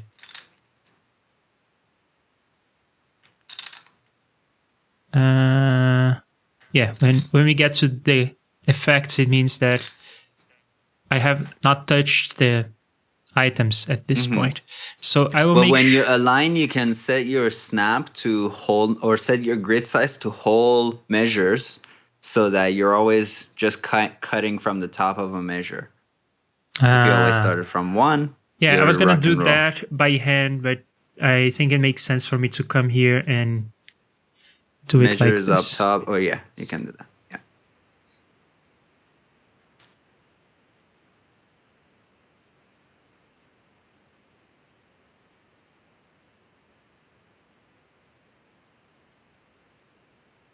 That first chunk isn't even a thing. You see, there's a big gap. So I think after that gap is when you start the take. Yeah. Yeah. And now everything is guaranteed to be in the beginning of a bar. So now I can do the thing I did before. Yes. Yeah. Yeah. That makes sense. Good. I find it excruciatingly hard to do these things where I want to move items around and keep them in sync. Even if we did this with the kick. I had a kick and then I started copying and the first 3 were on the grid and the 4th wasn't. I have no idea why every DAW does that to me. I tried that in Ableton Live. I tried that in Logic. I cannot seem to copy and paste stuff. It just goes out of sync. Because you're using the mouse. I always use hotkeys for that and edit cursor. So I place the edit cursor on the right place, hit the hotkey, shploop. Yeah, that's what I did, Aria, when unfortunately. So you see, I have a copy here. So what I did is with the kick, let's say that this was our kick, and I had it just like this, perfect on the, I guess we can check the stream to fact check me, but I think that I had it cut perfectly like this, and then I hit the keyboard shortcut that is supposed to double stuff, and then it went out of sync. Oh, well, it shouldn't unless you have some kind of okay, so I'll tell you how that could go off sync. If you have auto crossfade enabled, when you do a split, so you do a split at grid. Let's say you split at grid 9. The item is split in 2. The right item starts exactly at measure 9. The item that is now on the left will be at measure 9 plus a few milliseconds, so that the crossfade, because crossfade is done by having the item extend to the adjacent one. So then, yeah, as you loop, that minuscule amount stacks up. Yeah, I think that's exactly what happened. Because we were like crossfading stuff. But in any case, yeah, here I have my 3 takes. Cool. I'm going to start with the third. And whenever we hear something we dislike, we go try to fetch from the other 2. Sounds good. Okay. Is that how you comp stuff? Yeah, I always try to have a base take, like find the best take. That's my base. Then just because the alternative is like listening to everything measure by measure and then be like, is it 1? Is it 2? Is it 3? That's just too annoying to me. So I have a base take, a mother take, and then whenever I need to deviate from the mother take, less work. Okay. And Bo is saying, do the guitar in smaller chunks. Do you mean the recording or the comping? Because if you mean the comping, I think he means recording, because I mean comping, you have no choice but to do smaller chunks. We can't really listen to like more measures. So I think he means, and I think the comment is from when you were still recording. Okay. Yeah, and the goniometer that Gerard created is more or less just what comes with Reaper with a different skin, right? If there is more analysis, yeah, because that's an effect. It's not only a meter that can actually like move things for you. It can rotate things and stuff.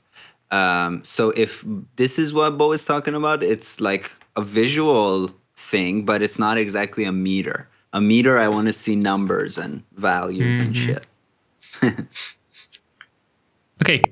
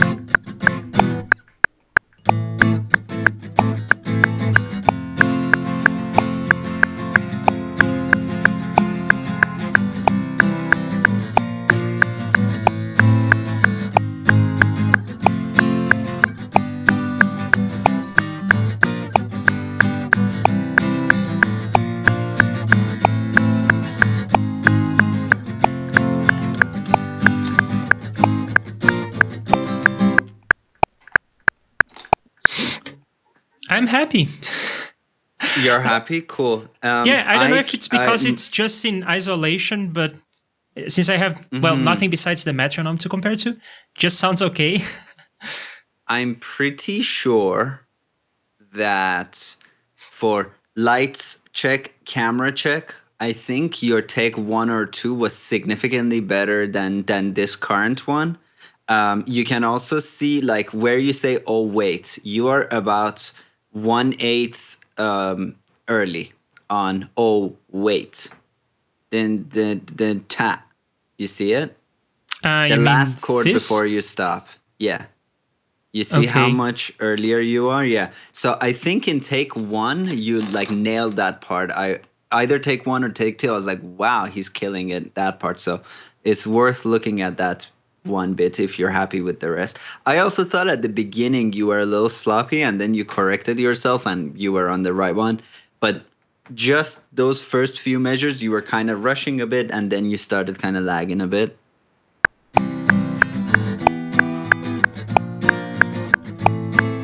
Yeah, right there. And then now you're good. Okay, so about here is good. Yeah, yeah. By that point, you were doing good. I think, yeah, you see, you're rushy. The first measure is rushy, and then you're rushing for a while, and then you correct. Actually, by measure 7, you're good. But I see a lot of rushing in the beginning, which is nice. I mean, at the beginning, musicians rush, so that's very natural and organic, especially if you don't plan to have percussion. It's not necessarily a bad thing, but it is rushy. Okay, maybe we can get this one. It looks good. Cool. Yeah, so I guess because we are comping, I'm going to split all 3. And if we don't like this one, then I mute the item, and then I unmute this track, and I mute these items. Sure. I always just have a comp track that I comp to, but yeah, this works too. I guess ultimately we'll bring them on a new track, but at the beginning when we're just kind of listening, why not? Your way is as good as any. No, actually your way is smarter. So we want to pick these 2 and make copies of them.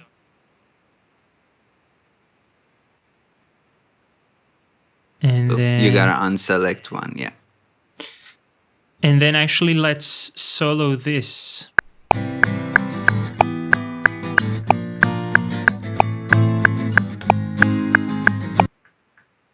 Seamless. Pretty seamless, which is weird because there's no crossfade there. So it has no business sounding as seamless as it did. But I will crossfade anyways. If I remember. Yeah, you should crossfade, and you should crossfade at the top of a transient. Like that's in the middle of a thing. Yeah, just as a, just as I'm a going to matter first of principle. crossfade, and then I can move it around. Yes. Like this. Yes.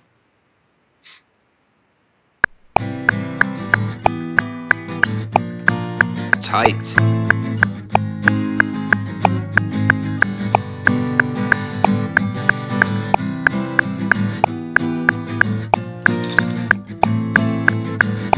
Tight.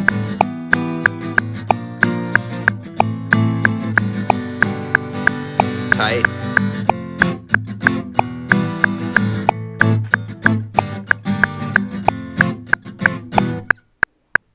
That's that last measure is a little bit wonkaroonie. And yeah, I would check one of the takes above. I just remember thinking, damn. That's what I remember thinking. Okay, so let's see where we want to start this. I think that I want to start about here. Yeah. And of course, we are going to end there. And this is going to say goodbye. And this is going to take its place. Then I am going to cross these 2. Well, don't even do that yet, because you may decide take 2 is better. So you can do that later. I get the comp out, and then I do all the crossfades after.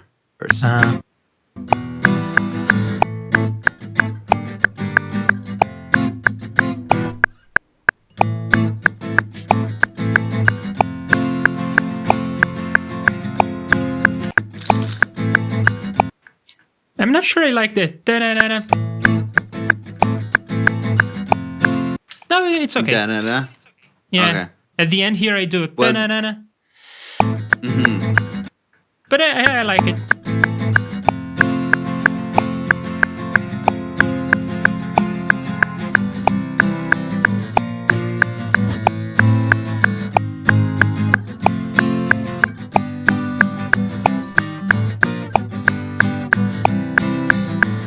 Yeah, tight.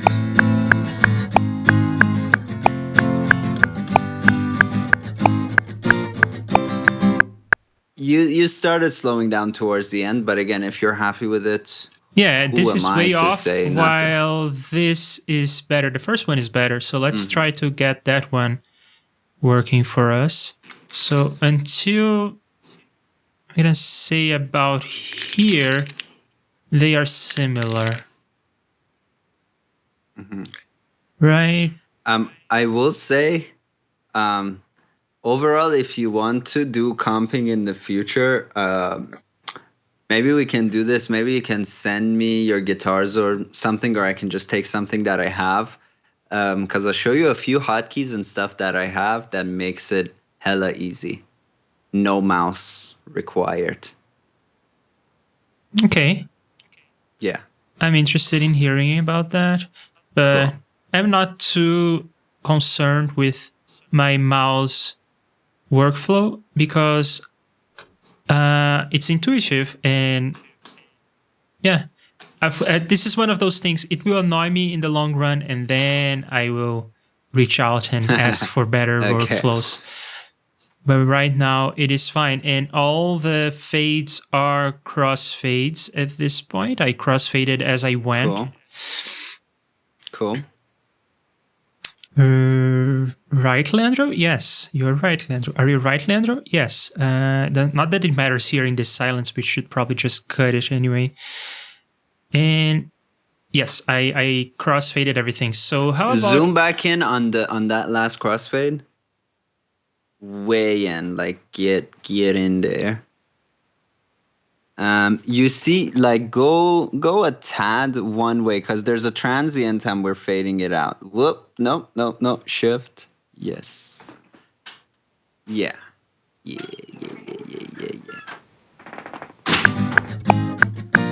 Okay. So now I'm afraid to let go. So I am going to group these, and I'll call this like the takes. And I'll call this the comp. But I will mute the takes, and I'll keep the comp at top. Cool. And then I'm going to tidy the loose ends. Oh, this is already so much better. I really like what we are doing here. Cool.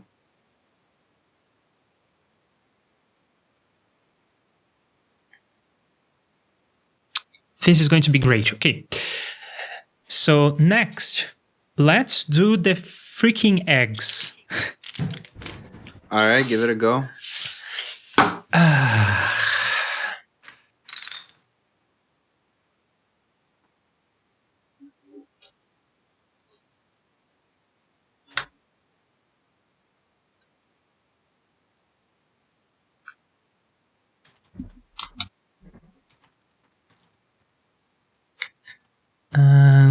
Let's say that this is going to be mono coming from this microphone.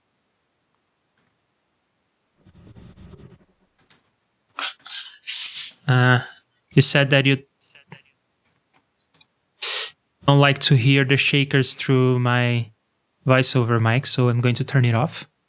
I mean, I live with it. It's fine. Yeah, like don't make it hard for yourself. But yeah, I don't know. I think I hate high frequencies. Sue me, world. Everything is too bright. You are old. We learned yesterday that you are older than me, right? Yeah. I guess you're more wise than me, so I always thought you're older than me also, but no, I am like 4 months older than you. Yeah. I just don't agree with the premise. Let's do this. Let's do 3 takes of shakers. 3 is our number. We are gonna do 3 takes of everything we do. I suppose. I don't know. We'll see. But yeah, the levels seem to be good, and I will let you hear this, and I'll turn off the voiceover, and I'll do shakers.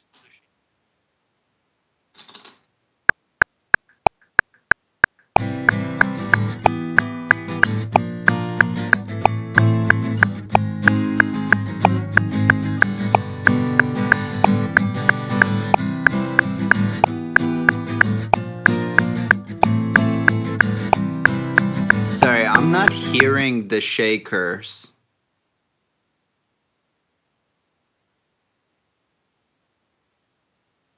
Hello, did I lose you completely? Are you really Oh, not? Do you hear this? I hear you speaking, but I do not hear your shaker while you are recording. Actually, yeah, something a child of some. Oh, you got something soloed. You got your comp track soloed. There you go. Okay. And I was too sloppy anyway, so yeah.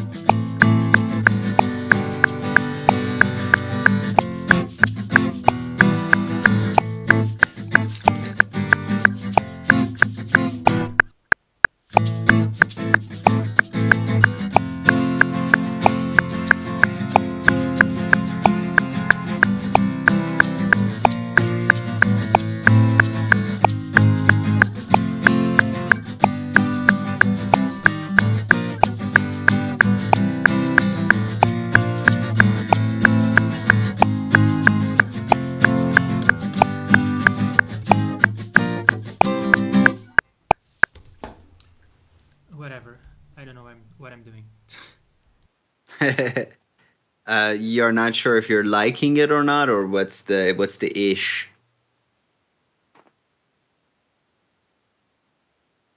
Maybe I Oh, should learn did I how to lose play you the again? freaking instrument. That's what's up.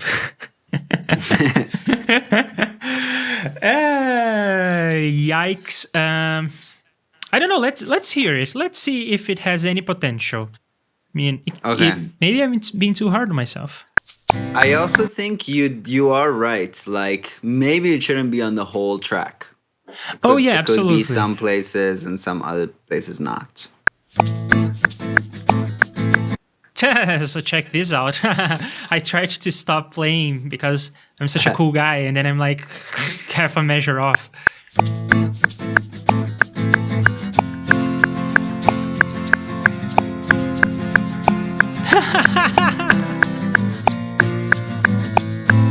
I mean, if we do this, oh, stop it.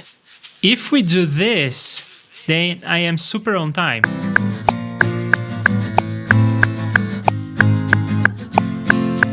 No, not even then.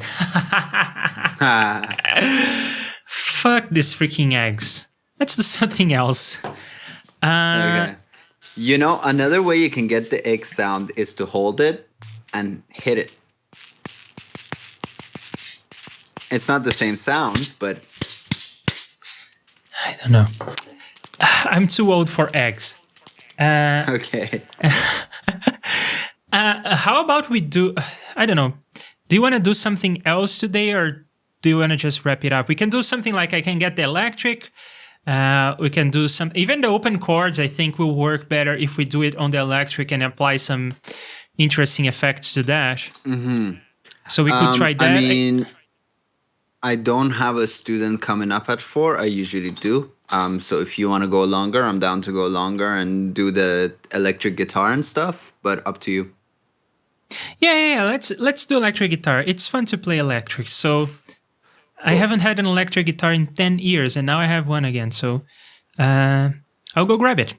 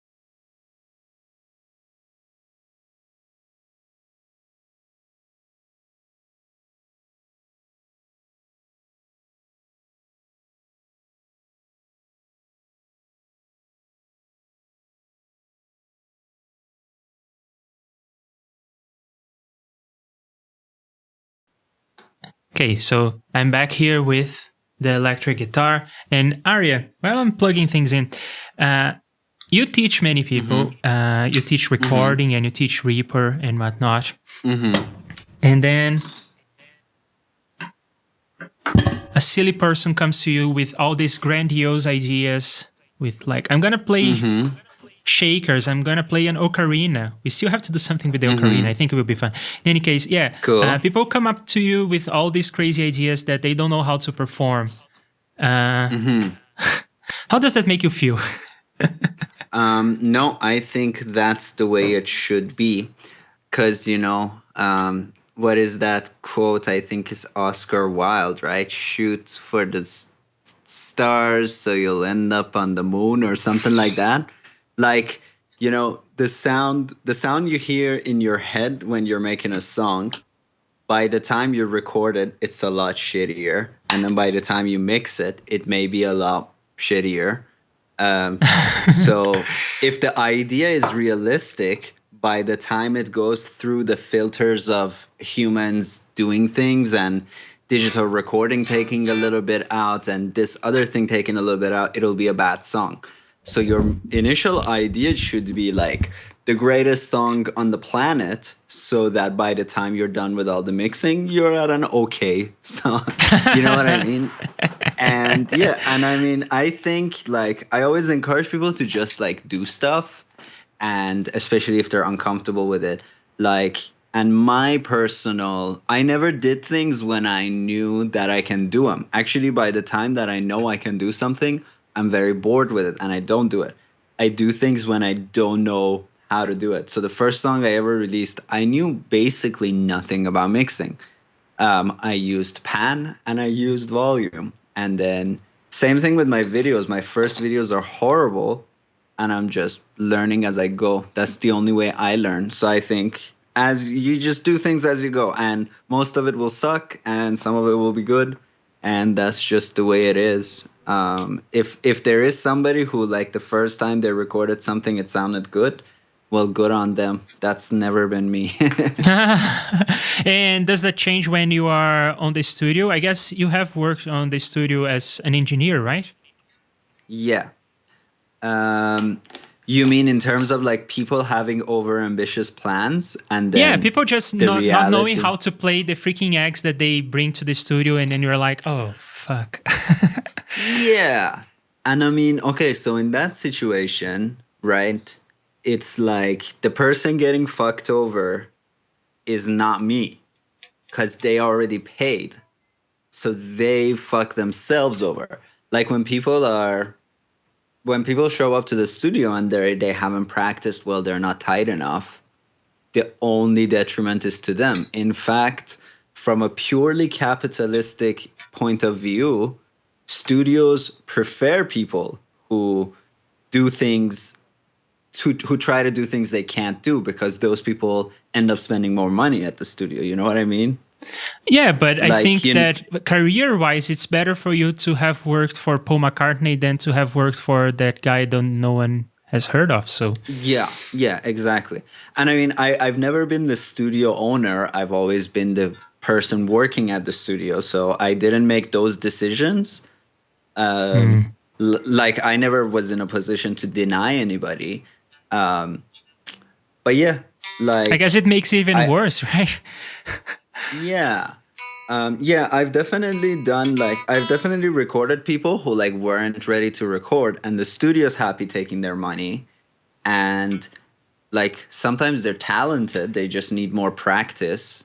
And I don't know, it's a very it's like hard to, like, I don't want them to like lose all their money in a studio, but like, yeah, like they should practice. If you ever are going to a studio, just practice your songs so much in as close of circumstances as the recording will be. So if you're recording with a metronome, play it to a metronome. If you're recording just drum and bass and no other musicians they're gonna track later, just practice that. So recreate the settings of the studio as closely as you can and practice as much as you can until you can do it even slightly off your game, you know?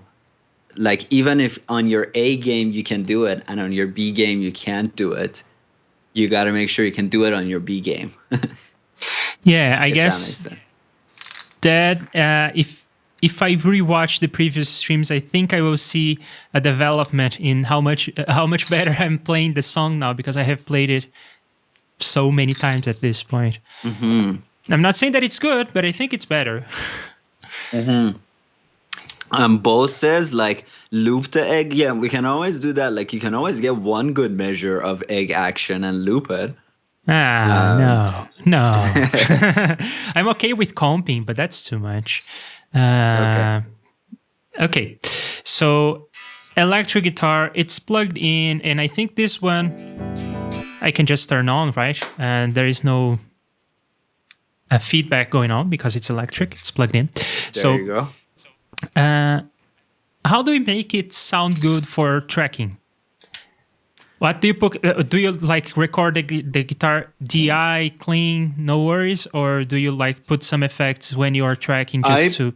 I do have some input effects. One set of input effects that I may use are some things like a preamp effects, something like to give it that warmth or whatever, just like some basic EQing and compression that I know I'm not going to change. So for example, if I'm recording a guitar, I'm taking, I'm setting a high pass to it at 90 hertz. And I will never, ever be in a position where I would have to change that in post. So I don't even give myself the option. And the benefit to using it as input effects is that you will see that change reflected in the waveform. Same thing with a very mild amount of compression. So I put a mild amount of compression in my input effects. And the benefit to that is, like I committed to that level of compression, but also it shows on my waveform versus being on track effects and you're seeing one waveform and you're hearing something else. Now, while I appreciate your points, I am not ready to commit myself to putting effects in the input. So if I want to see the different shapes, I can always render the track or freeze it. Mm-hmm. But yeah, I'm putting this in the effects chain, not in the input effects chain. But yeah, so I have here an EQ, a compressor, and an amp modeler, an amp emulator. So let's do something simple. First of all, I can barely hear what's going on. So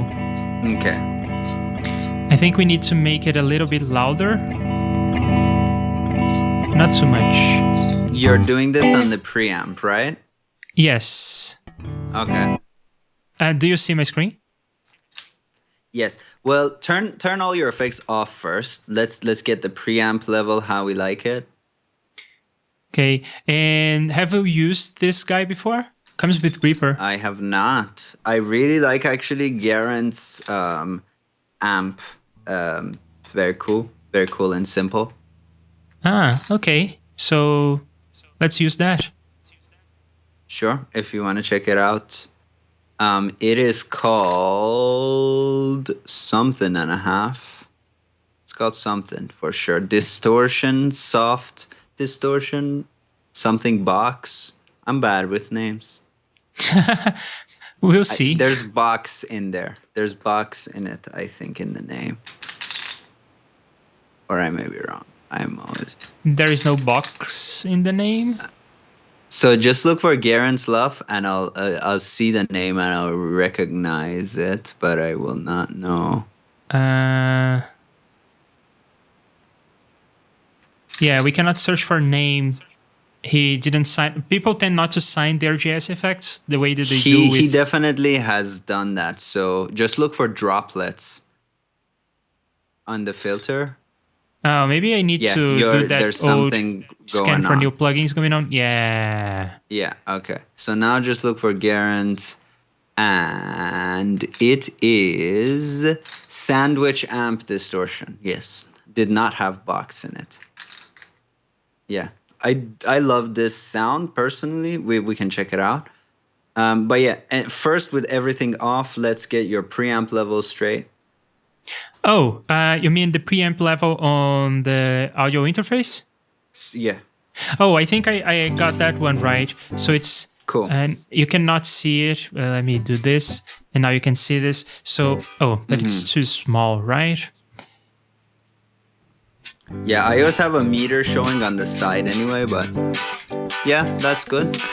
Yeah, I think I learned that my microphone stays at 7, my guitar stays at 4. So I think that this part I have figured out. Cool. Because I have played the guitar, right? I bought the guitar and then I Cool. plugged it in and I played with these effects and I liked the way that it sounded. But now we're going to go with this one and I'm looking forward to that. And I was also thinking like, people have like guitar rig and whatnot. And I looked at the thing and it's like a bunch of compressor, a bunch of EQ things, and it looks great. But I don't know. Yeah, it definitely looks great. But it doesn't look $200 great. Is it $200? I think it's $200 on sale. I think it's a lot more expensive. Oh, it was $200 when I checked. Oh, sorry. I was thinking of amplitude. That's like that's more expensive. Guitar. Yeah. But do you use any of these, Guitar Rig or Amplitude or something? I just used the one that I had, and I haven't bought a new one. And I use the Waves amp. And then I have actually with my album I recorded with a real amp, which is rare for me. I'm always like full box. But yeah, I just go simple. I get like for my personal guitar tone, 90% of my tone is my pedals. When I'm going to the amp, it could be whatever. It doesn't factor into my sound too much. I already have compression and reverb and delay. Everything I want from my tone I get from pedal level. And then the amp is just to kind of even it out and filter it a little bit and give it like slight amount of saturation. Get it. Yeah, I don't have an amp. Yeah. And I don't think I'm going to buy one. I fully believe in the digital revolution. You got a baby, yeah. Yeah, besides that, yes. Yeah. I mean, if there's an amp in a studio, like I'm going to use it, but yeah, I'm never going to pay for it. Or I don't believe that you can't get the same tone from the box. It's just cool, like in a studio, like you move the mic, you hear the difference. Yeah. It's purely utility. So you hear the guitar already, right? I hear the guitar and I hear it more from your voice. I hear more of it unplugged going to your voiceover chain than I hear the DI. There we go. Yeah, there we go. Okay. But I need to leave the mic on so that you can hear me, right? Yeah. So I got a question for you. Yes. Do you want to go realism or do you want to go not realism? What I mean by this is like we can recreate what happens in the non-digital world. And then if we do that, well, okay, so your guitar goes to the amp, so amp goes first. Then amp is recorded with a mic, and then mic goes to an EQ and a compressor. So amp goes first, EQ and compressor next. Or we can just go, forget about realism. I want an EQ first, then put it through the amp. And then if I want, I can put another EQ there and another compressor there. You know what I mean? That is interesting. Yeah, I always thought that the way you would do it is you would plug the guitar into a compressor pedal, an EQ pedal, a reverb pedal, distortion pedal, and what have you. And then you would put, at the end, everything into the amp, record the amp with a microphone, and then, of course, you can put more compression, more EQ, or what have you. But that would be at the mixing stage. So that's the way I thought about it. So that's why I put the chain in this way. So if I you're left that for less. If you're thinking of pedal, like 1175 is not a pedal, right? That's the unit. So you can use like Reacomp or something. But yeah, let's just go with this. We're going EQ first, compressor next.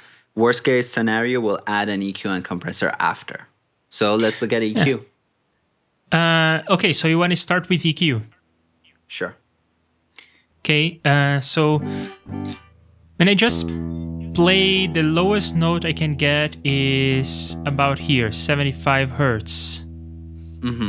Yeah. What note is this? I don't know. Is E, low E. Okay.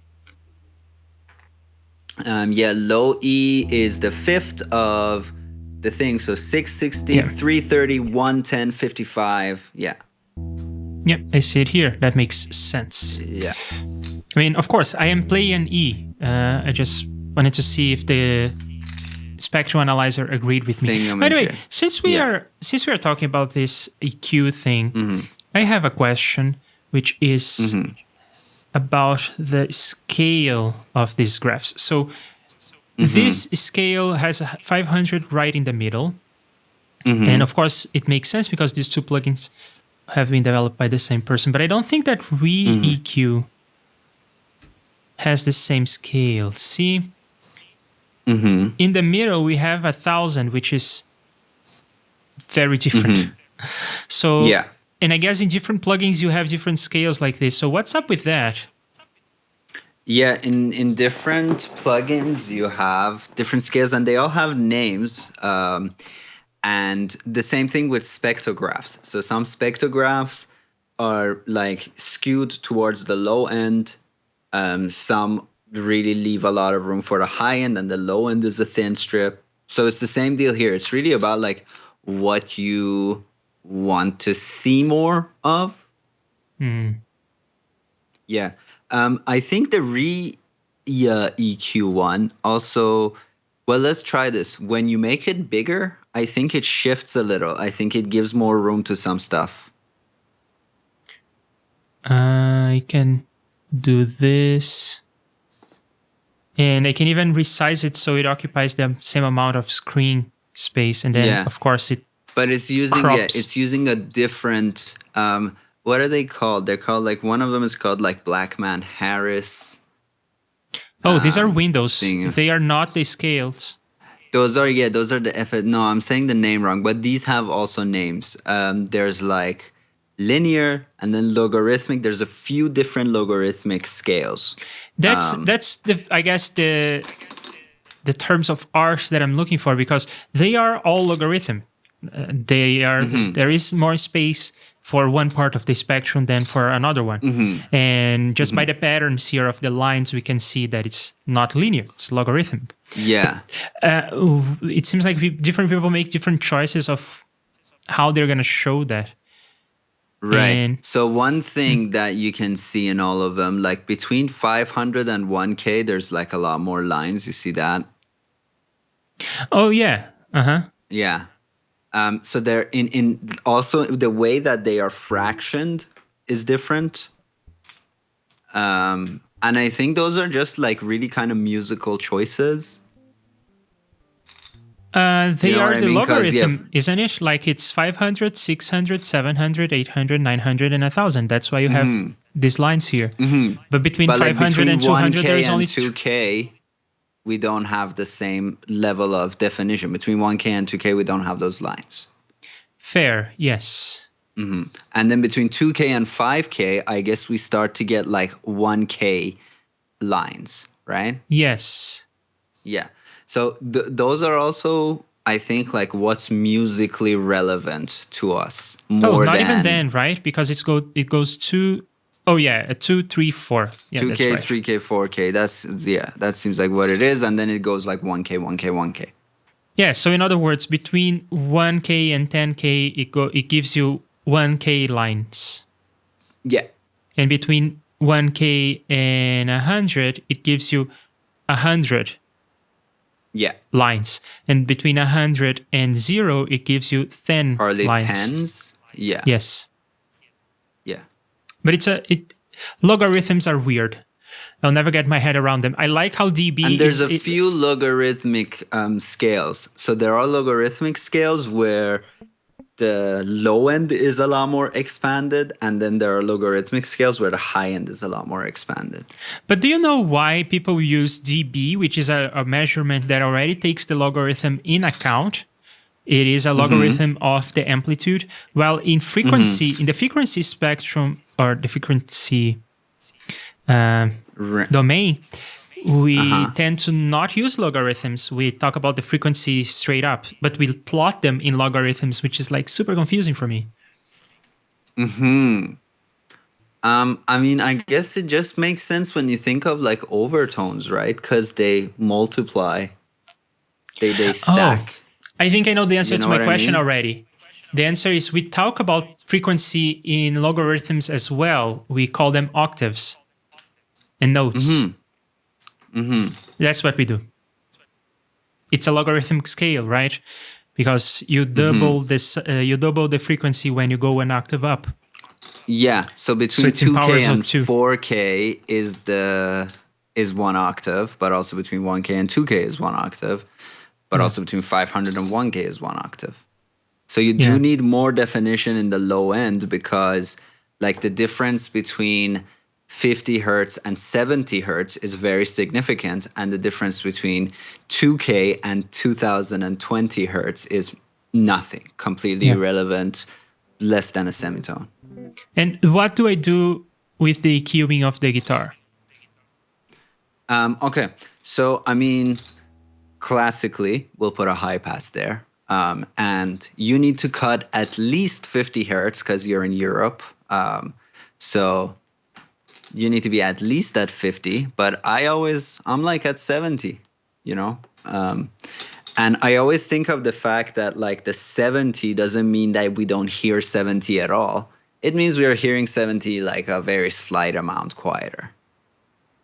You know, so you're saying that I should go to like 70?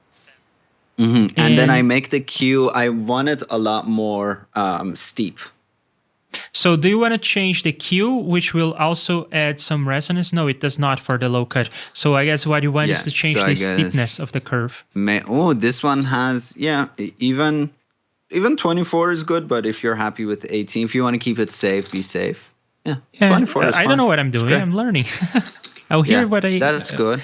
I'll hear what we come up with. And you know what is interesting? I've been learning about how to do this, how to implement this, and it seems like the way you do it is to just stack a bunch of 6 dB cuts. That's why it's in multiples of 6. So that's why you have 2 here, and then 3, and then 4, and then Have you 5. ever heard of like them being called a 1-pole, 2-pole, 3-pole filters? Yeah. Have you heard of this terminology? Yeah, poles so and from zeros. that, I always knew that, like in old analog stuff, it is like 2-pole is just like the same filter twice. I didn't know in digital realm, it's not just mathematics. Like, this is the center, and then divide that by 2, and at that point it's like 8, much less, 18 less. No, actually the poles correspond to, in the digital EQs, the poles correspond to how many samples ago are you looking at. Remember how the EQ works by delaying a sample and then adding it back. So if you go too many samples back, then you have more poles. I think that's how it plays out. I'm still learning about digital EQs, and I'm learning how to design a digital EQ. But that's a story for another day. So cool. Low cut. What's next? So that's the standard. Then like another thing we can do is like having a high shelf. Now, high shelf in a guitar will add to its noise, but a lot of people will argue that noise in an electric guitar is part of why we like the sound of electric guitars, and I tend to agree. Okay, so I like it a little brighter on the highs. So, yay. Sure. Yay high. Don't go too nuts. And then don't go 12 dB, like a few dB, something like that. Even 6 is like, that's a good conservative amount. Okay. And then the mids are really where it's at. Like the mids are all the harmonies, all the characters. And if you're playing like rhythm guitar, you want to make sure that not too many like weird overtones kind of build up in the mid range. So I tend to usually have, like, if it's a lead guitar, I will have some boosts in the mid, and then if it's a rhythm guitar, I would still have some boosts in the mid but lower, and then I would have some cuts in the mid. So you really just gotta hear it, and there's no like quick shortcut or real number, but Okay. like just play an E minor, you know. Yeah. I can barely hear any difference. Is this thing on? Yes, it is on. It is on.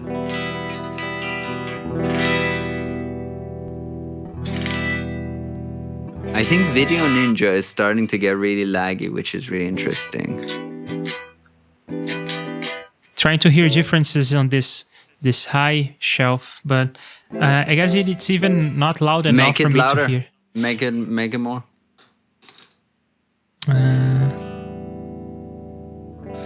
Overall, I would say the guitar still sounds very dull, so you can definitely add to the high shelfness of it.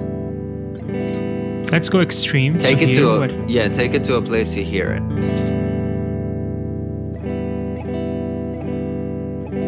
Okay.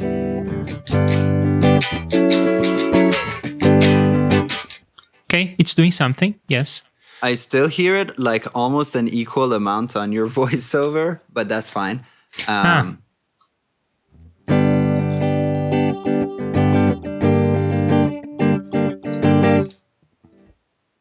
Yeah.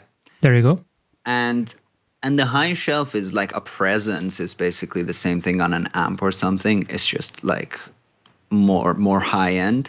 And then the mids are where it's at. Yeah, like we were saying earlier. So like you can start to kind of have a bell in the mid and see kind of where you like it. Oh, I learned a cool feature from this EQ. You don't need to have a band. You can just hold shift and it's going to solo that region for you. So because I am playing... You know, Leandro, what would make our life really easy?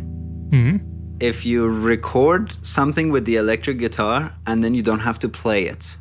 And then you can also keep speaking without me hearing the guitar through the voiceover anymore. That you know what I mean? is an excellent point. So let me see if I am good for recording. Do a couple chords.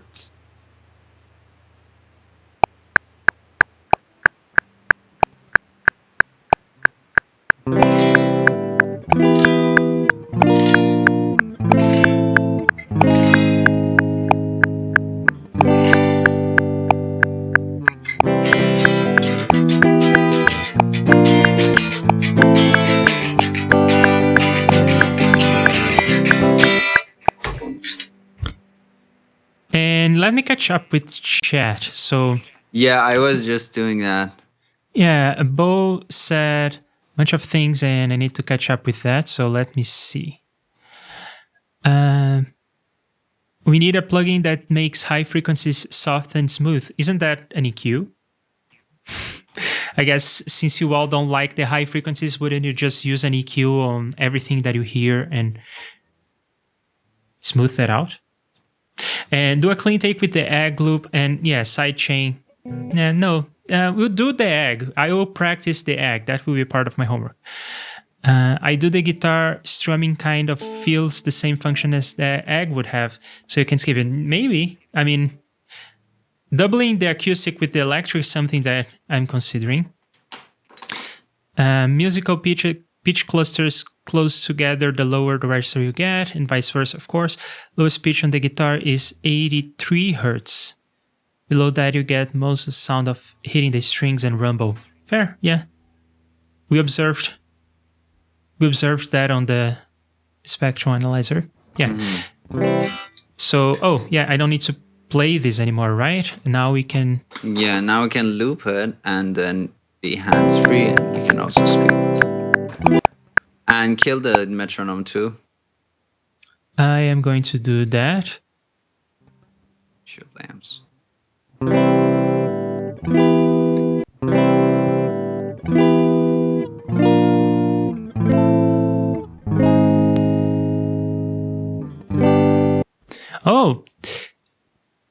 when I play the guitars, I'm like, yeah, why doesn't it sound as good as the things that I hear on the radio, if you know what I mean?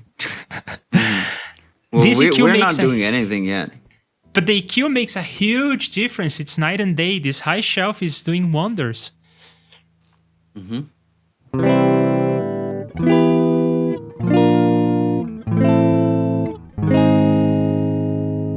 You won't really hear that probably too much.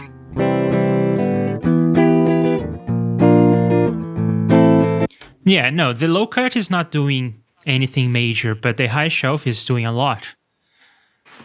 Yeah.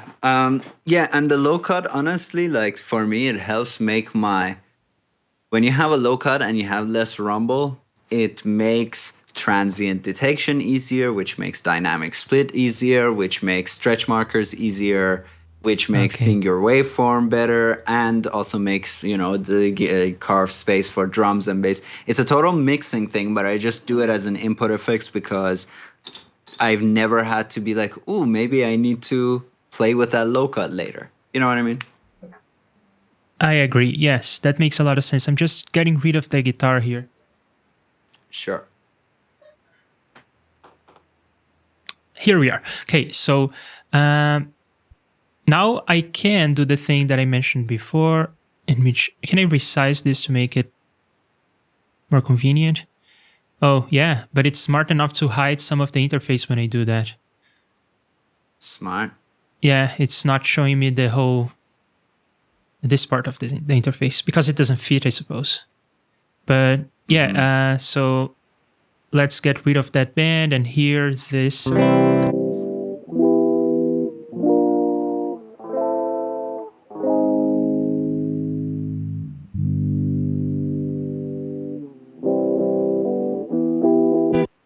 This part of the frequency spectrum sounds like an old broken radio. I don't like it.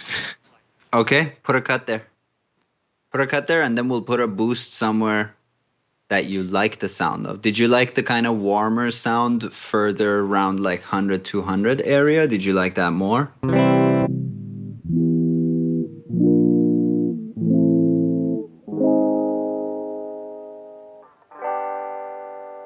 Or do you like this?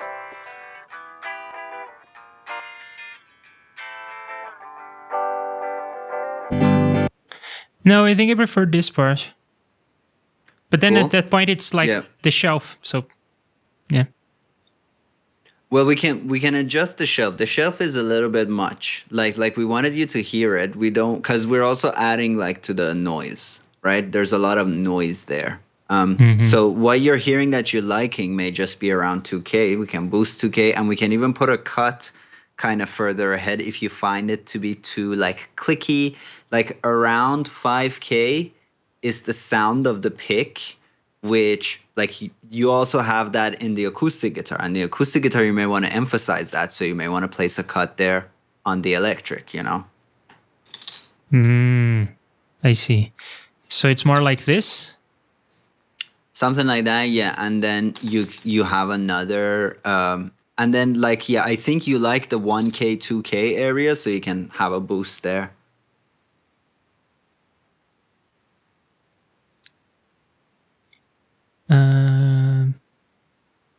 Isn't this what this is doing? No, that's the shelf. So let's bring another band and do it like this.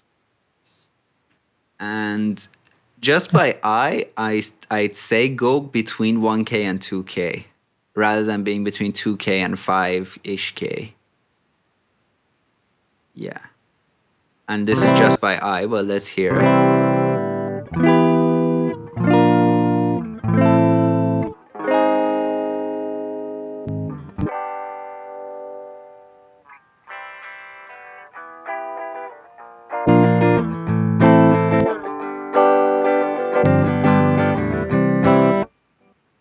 I don't hear a lot of difference between this and what we did with just the shelf before, but I'll take it. Also, then in the low end, like I always have kind of around 300-ish, I have a cut on the guitar, especially if I'm going to have a bass. And especially since we have an acoustic. Yeah. Yeah. It was at about 400. I just brought it to 300. Cool. Okay. So you want to check this out? You want to A/B it? Yeah,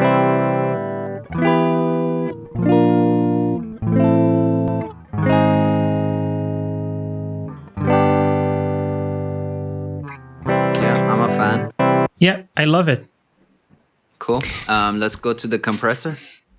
So you said that this is not the kind of compressor that is a pedal compressor, but I want to understand better the difference between a pedal compressor and a unit. And I mean, I know that I know that there are like compressors that you would put on a bus or a single track. But as far as I understand, the main difference between a pedal that is a compressor and a unit that is a compressor is that one sits on your feet and you stomp on it, and the other one is on a rack.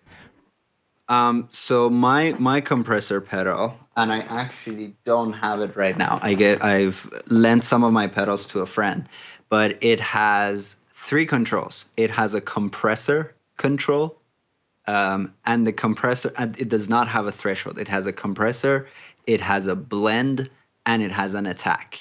So it's just a very simple compressor. And when you bring up the compressor, threshold goes down and automatic makeup is applied. It's just a very simple like piece of gear, but I like that. So literally if I want to compress my stuff more, I just turn up one knob. Then the attack is an attack.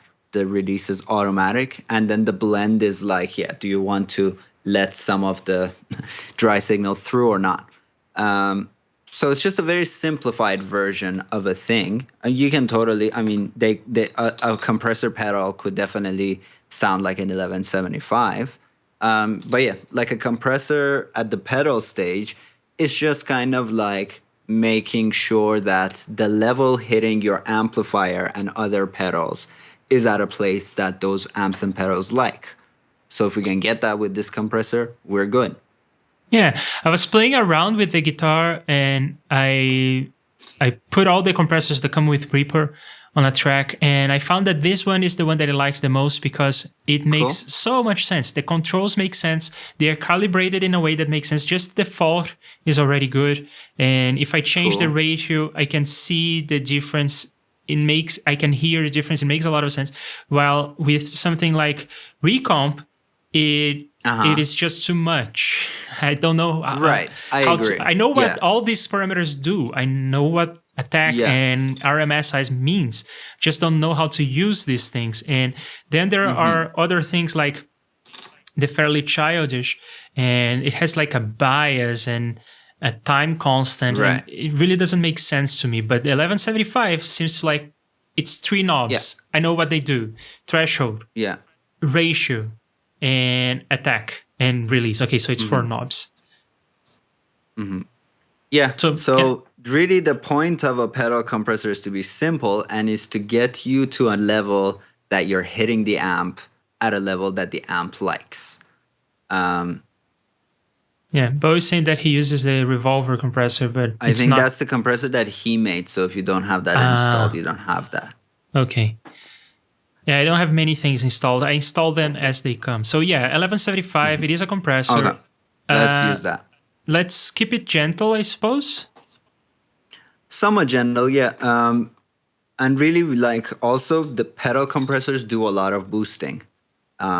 So your signal right now needs a boost. Let's give it a boost. Let's get it. I don't know this JS Convolution amp if it's a fan of 18, but let's assume that it's a fan of 18, and let's try to get your output level to 18. Okay, so I did the thing that I forgot to do when we were doing the vocal chain, and I turned this down. Okay, so we are not gonna be blowing anyone's speakers, and we are not going to go deaf.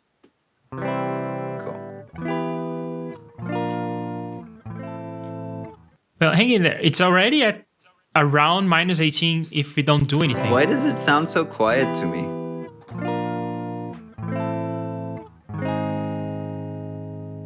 Sounds very quiet to me. So that could be also, again, like a Video Ninja thing. I don't know.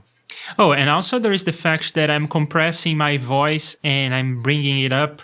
So my voice is around minus 6, I think. That's because that's well, here. I can test this scientifically. I am now getting the audio that I'm hearing from you into a meter on my end.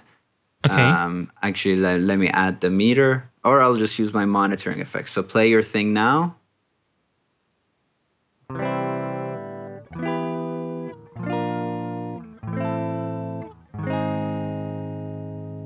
Wait, why am I not hearing this?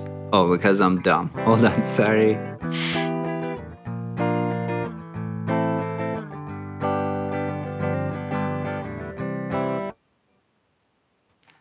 Sorry, I'm dumb. Okay, let's hear it again.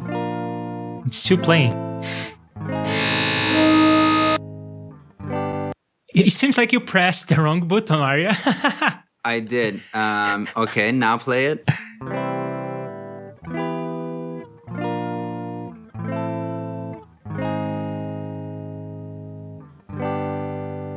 Yeah.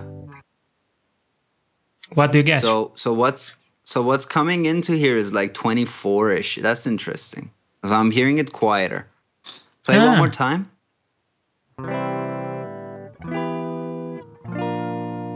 Now I'm just getting nothing. What the fuck? What did I just do?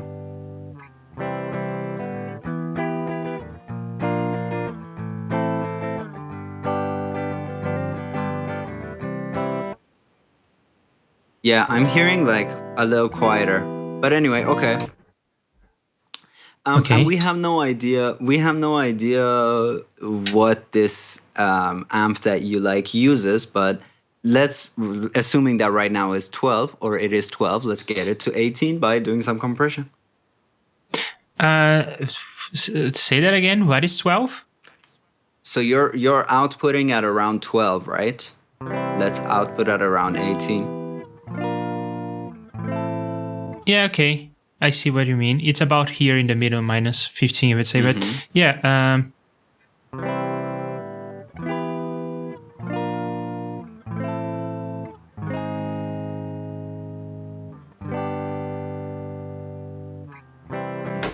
And just like that, I'm really liking this 1175 thing.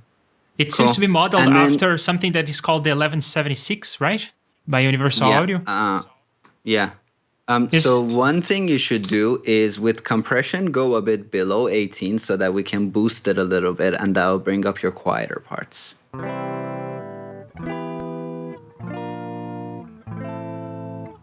Not too much, maybe a good little, yeah. And then now we can boost a little.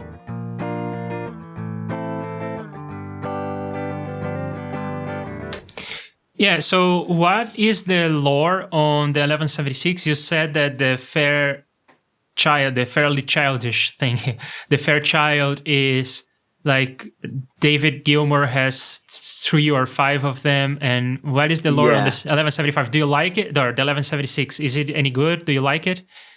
They're great. Yeah, they are like rack compressors, and they are like the 1176 is an emulation of CLA 76. And CLA 76 came in 2 versions. One was called Bluey and one was called Blackie. I think these are like colloquial names that were given to them. One is like white with blue and one is fully black.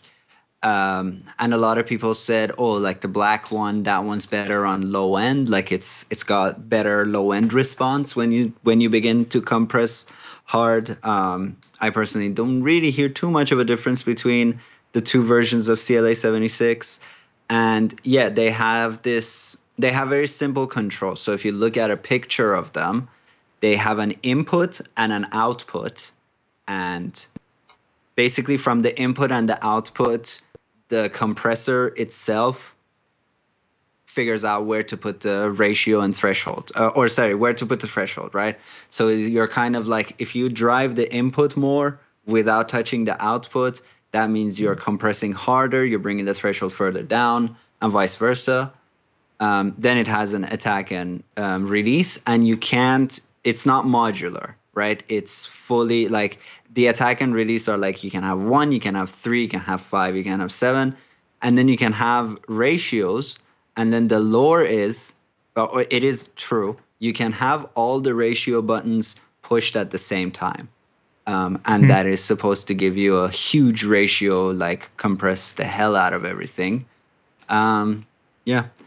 So they're also really like they are used in tracking a lot. But yeah, but also as like bus compressors.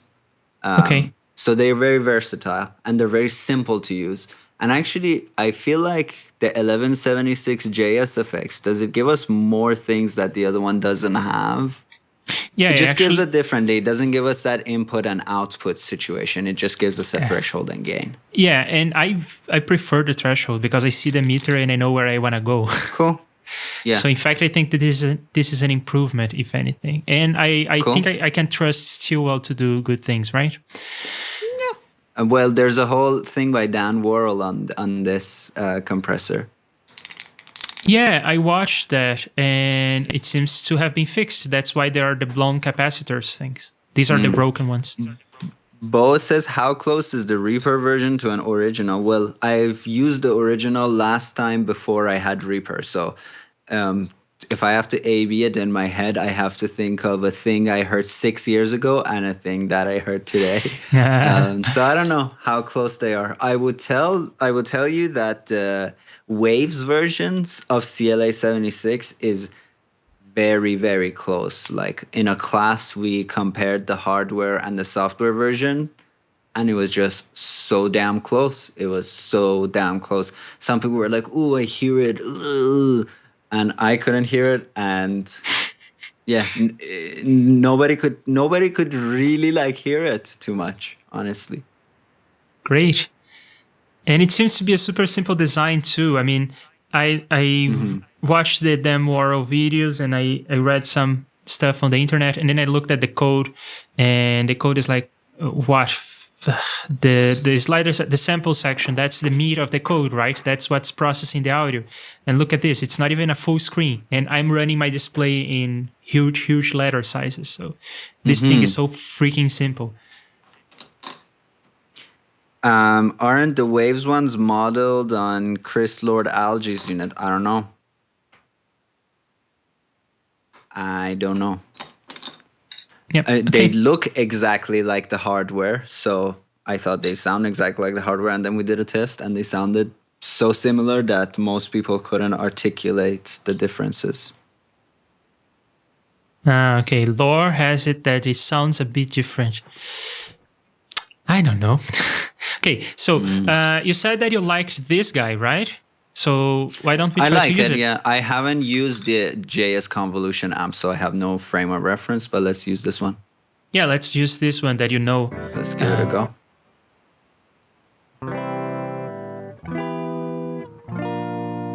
It's not on yet.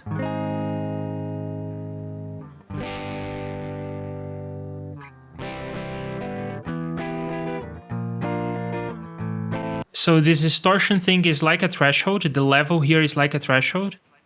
Yeah, I thought that the level would be like the distortion is super quiet, the distortion is super loud. But no, it's more like a threshold. It starts distorting at this threshold. A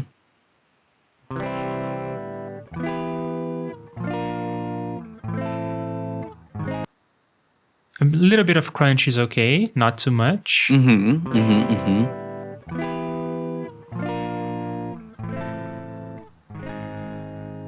Yeah, so the offset is like, do you want the distortion more on the tail, more on the head, or just the same as normal?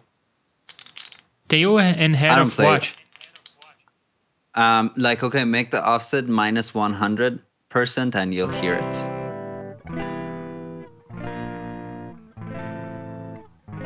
Your signal starts clean and then afterwards starts to get crunched. I'll not touch that. Stereo width, I suppose, right? Stereo width? If you wanna.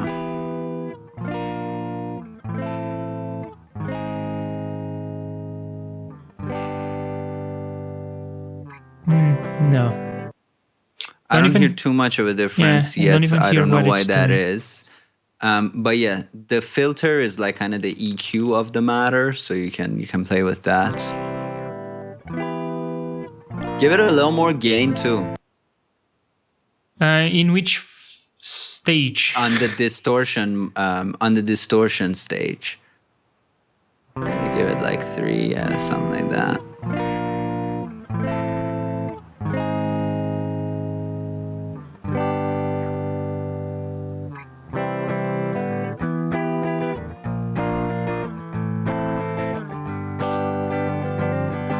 I don't know exactly what this filter is doing. It seems like when it's down or way up, it's not doing anything. So I guess there is like a band filter that it's affecting. Also play with the bandwidth, maybe.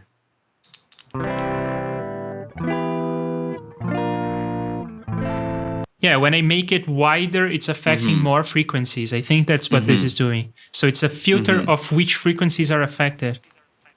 Right? And what is this slider? I think that this is going to make things loud. So I'm going to real quick put a mute right after so we can play around with the thing. Oh, it's the amount of distortion, but it doesn't change the volume. Well, it's going to change the perceived loudness. For sure. And this is, I suppose, left and right channels. But because the input signal is mono, the output signal is mono as well. No, I think it's input and output, if I'm not wrong. I always thought it's left is input and right is output, but no. They're both changing. Yeah, they're both changing. It's the stereo image. Okay, so brace yourselves. I'm going to unmute.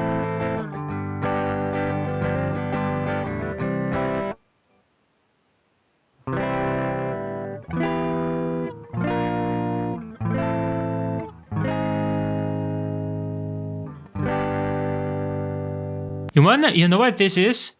This is just for the meters. Ah, like a zoom on the meters. It's zooming in on the meters, but you can see that it doesn't affect the sound. The level, yeah, exactly. So there you have it. It's a simple distortion thing. So for that, there is another one that I played with that I liked. This guy, this guy is aggressive. So you have to be very careful with this. But this is like a pedal, right? You can think of that as a pedal, like you're changing your tone. You're not going for transparency. You're going for a certain thing. Yeah, but but this is not really an amp. It's more like a pedal. It's an amp distortion. Yeah. It's actually a post-amp thing. I think it's made to kind of drive an amp a little further, I feel like. Yeah, so let's leave this for later, but let's turn it off and let's put an amp. Sure. An actual amp. Sure. I've not used this at all, so this is all you. If you found something you like, let's hear it. Oh, yeah, but do you know these names? So I know what this does. It is someone... it's a convolution thing, so it's just a convolution engine. Someone got an amp, played a delta signal, what is it called, an impulse, through the amp, recorded the output, which is the impulse response, and then they loaded this here, these wave files. They are like 40 to 60 samples. It's just very short. I guess more than 40 to 60 samples. It's more like 40 to 60 milliseconds or something. And then this thing is doing convolution. And yeah, we will implement a convolution engine on in JS Effects in the streams at some point. But cool. Fun. For those who are interested, this is what it looks like. Again, like 50, 60 lines of code this thing is. And the sample part is this much. If it's on the screen. Cool. So you can add your own IRs as well. Yes. Yeah. Somewhere, right? Yeah. Yeah, you just have to drop wave files in the right directory. This thing is expecting to find stuff on the amp models directory. Cool. You just put your wave files there, and this thing is going to do convolution for you. Even if you have like a reverb, it will act as a reverb because it will do convolution. Cool. And implementation is simple because it's cheating, right? JS Effects comes with FFT and convolution and inverse FFT. So it's just calling out to JS Effects. Yeah. But actually, this is doing convolution the smart and fast way. And what we are going to implement together on the stream is going to be the slow but straightforward way. The slow is also the way that you understand what convolution is, the mathematical operation. So that will be fun. But we are not there yet. So from all these names, these are the impulse responses that come with Reaper. Do you know these names? Have you heard of these amps? And do you have? I've heard of them. Yeah. I like Fender amps a lot. I don't like Marshall amps too much, and Mesa Boogie, like clean Mesa Boogies could be good. But yeah, I feel like Fenders. My favorite Fender is actually, I guess, Fender Deluxe. And then I guess they are running through a Marshall stack. Is that what it is? I guess. So let's try the Fender Deluxe. That's I really like that one. Fender Bassman is another Fender amp, and I don't like it as much, but some people like it. Yeah, obviously. I was playing with this. I have no idea what these names mean. I mean, I have heard of Fender before, but I don't know what Fender Deluxe. But I played with this, and I think this was my favorite, actually. So we are Which in sync one? there. This one. The one that I said? Yeah. Oh, cool. Yeah. If you look up pictures of them, you have seen these amps in your life. I'm pretty sure. I'm pretty sure I have seen them, but it's not like I play through them and I have a feel of what they sound like. And Bo is saying that the magic isn't in the code; it's in the convolution code. So you mean the magic is not on this, in this code here? It's in the implementation of this function. As we are going to see on the stream, the implementation of this function. Okay, so let me be straight. This is doing stuff with complex numbers. That's why it's _C. And the FFT and IFFT, if you don't say that you want the real version of it, it does that with complex numbers. So that is slightly more complicated. But with the real numbers, that's what we're going to start with on the stream. With real numbers, it's like 5 lines of code. It's not a lot of magic. Now, understanding those 5 lines takes a bunch of hours. But when you just look at the code, you're like, oh. I'll tell you my favorite amp because I had forgotten its model. It's a Roland JC40. That's my favorite amp that I know of, but I guess, and I'm sure we can find actually like IRs of it and load it into this thing. But Fender Deluxe is good too. Yeah, so Bo is saying that the magic is not on the code, it's on the file, the convolution files. And that is true. I read about this, and it seems like you have to do very careful recordings to get a good impulse response. But my question is this good enough? Because I was reading the marketing pages for Guitar Rig, and they say that they have modeled the internals. So they looked at they opened the amp, they looked at the transistors, the capacitors, the diodes, everything that was in there, and they modeled that. And then they emulate that, and they even have some machine learning trying to reproduce the sound. Now, my question is there, like in theory, if you look at the thing mathematically, convolution was supposed to describe everything that is going on in a linear system. Problem is just that these are not linear systems. There are non-linearities, and that's what we are interested in the guitar sound. We are interested in the intermodulation and how the shapes are going to be distorted. But my question is IR good enough, or is there some merit to the shenanigans on the marketing page? So an impulse response is a single wave file, right? So we can take a single combination of the settings of a thing, and we have an IR of that. And that probably sounds really close and really faithful. But if you really want to explore the scope of things that an amp can do, you can't do it with a single wave file. You can do it with lots of wave files. The ones that emulate the internals, that means that you can actually fiddle with those in semi-real time or in real time and like kind of see the result. Versus here, it's like they set the Fender Bassman, they connected it to a cab, and they had a certain settings there, And then they give you some extra controls, but probably those extra controls won't have all the non-linearities. So you can then take the output audio of this IR, you can give it some saturation. But is that the same as like on the amp emulating the internals and doing that saturation? Probably will sound different. Does that make sense? Yeah. So to me, an IR is one thing, one set of settings. If you want more settings, you need more wave files. But when the internals are emulated, at least like you have real-time control, you can automate it. It'll probably sound different. But then there's also the philosophy that maybe like if you just have one wave file and that one wave file sounds good, and then you don't have to play with amp settings for an hour, is that necessarily a bad thing, or is that a great thing? Yeah. And Bo says that you can run an amp emulation plus a convolution for the cabinet. That's what a lot of people do, right? Yeah.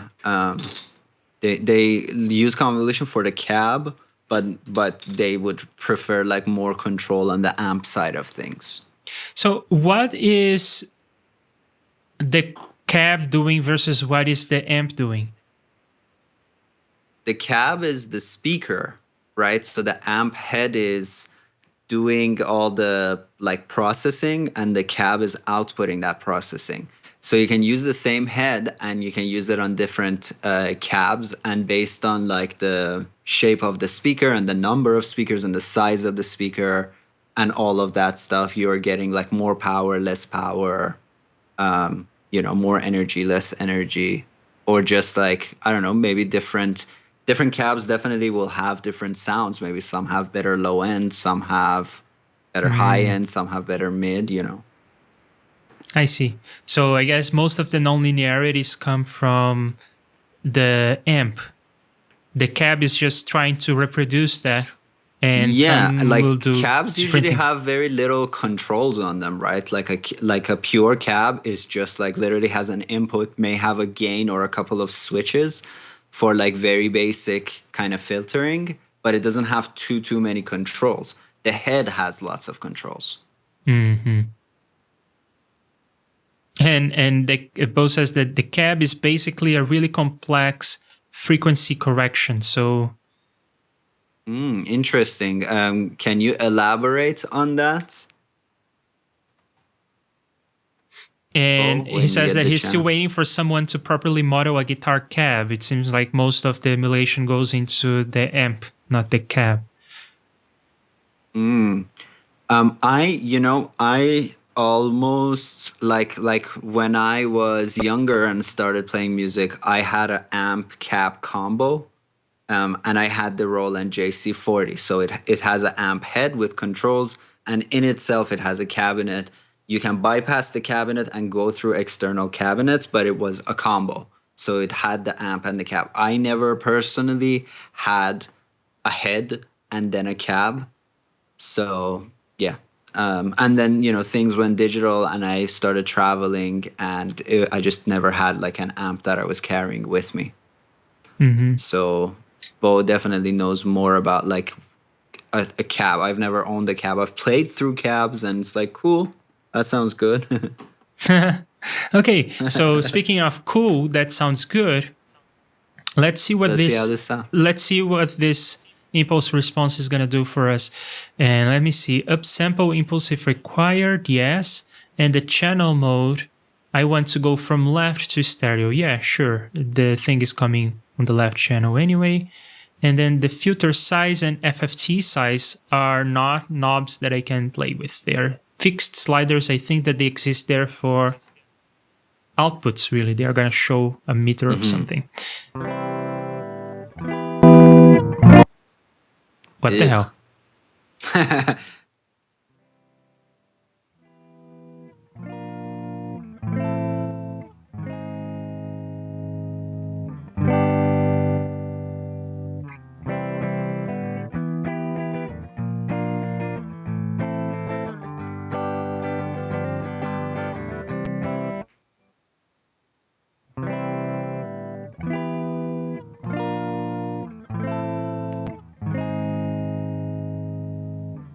I'm not in love. I mean,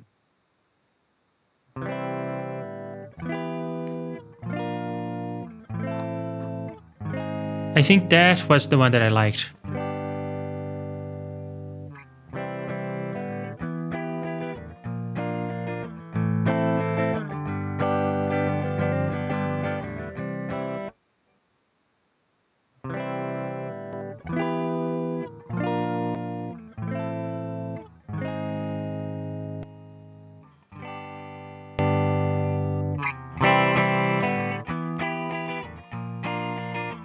No.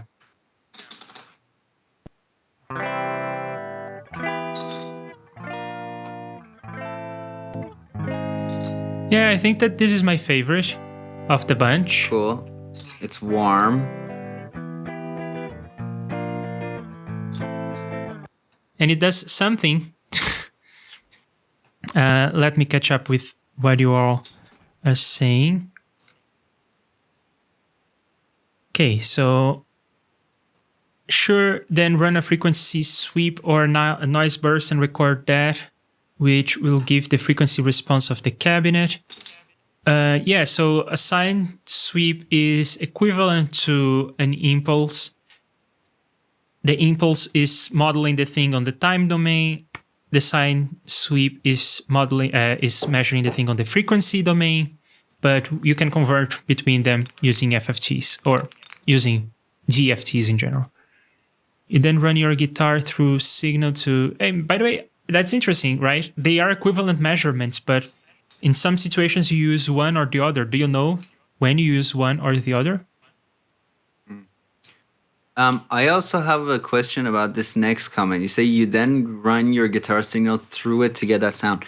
I don't know this, Bo. So if I can't connect a guitar directly to a cab, I have to go through a head to get it to the correct level, right? Like a cab doesn't have a preamp. The head has a preamp, right? That's my understanding as well. I understand that you have to bring it up to what? Line level? Is that what it's called? Line level? I think you even bring it up to, yeah, like the guitar is not even at the instrument level, like right out of your pickup, right? I would say that it is at instrument level by definition. Isn't that what the definition is? Okay. I always thought even when you bring the preamp up, you're still not at line level. You get to line level. No, yeah, you're right. Yeah, preamp brings you to line level. Okay. So simple speakers such as guitar speakers have different, behave differently to different levels, so it is not completely accurate. Okay. Okay, all right. That I don't know. Oh, yeah. Okay. When you model the cab, you need a power amp. Yes. Yeah. Oh, I didn't mean to do that. Okay. Okay, so I think this is the best of the bunch, but is it good?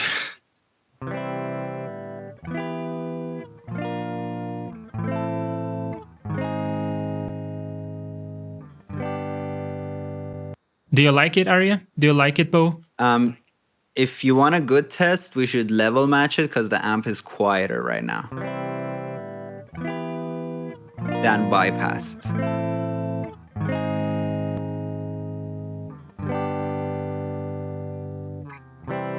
So, I mean, a lot less high end on the amp versus the non-amp version. Do you hear that, Leandro? Yes.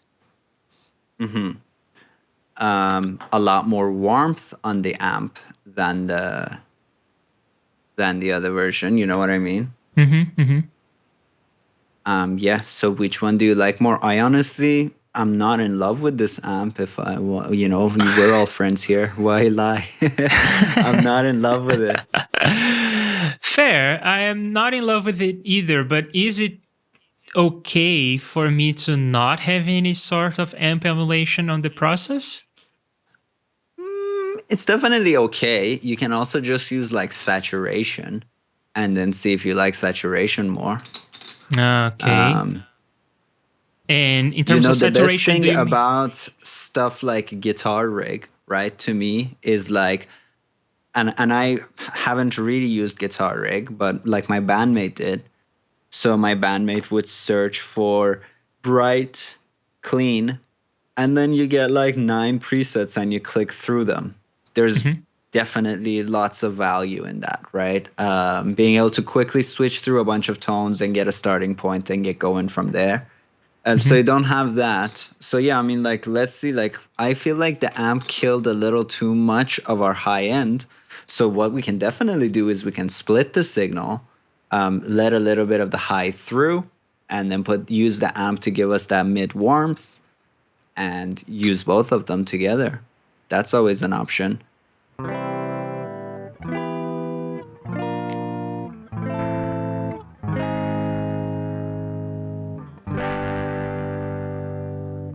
Yeah, I don't think that this is doing me any favors either. Yeah, I guess for the tone of this song, you don't want to have that thing. Yeah, so let's try this amp, and we were about here.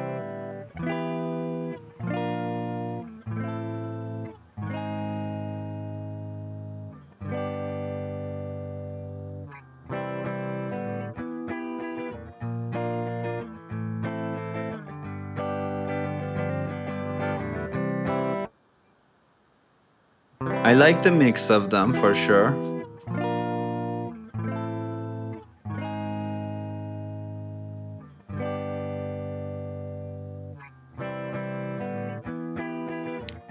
Okay, let's go 70% wet. And let's try to match the level. This meter is giving me the dry, right? Not giving me the combined. Oh yeah, that meter is not even aware of the wet knob, right? I suppose. Yeah. I really hope so. I mean, I guess I can try. I guess that meter is giving me the combined. Oh. See? Oh shit. Okay, so it is aware of the wet knob.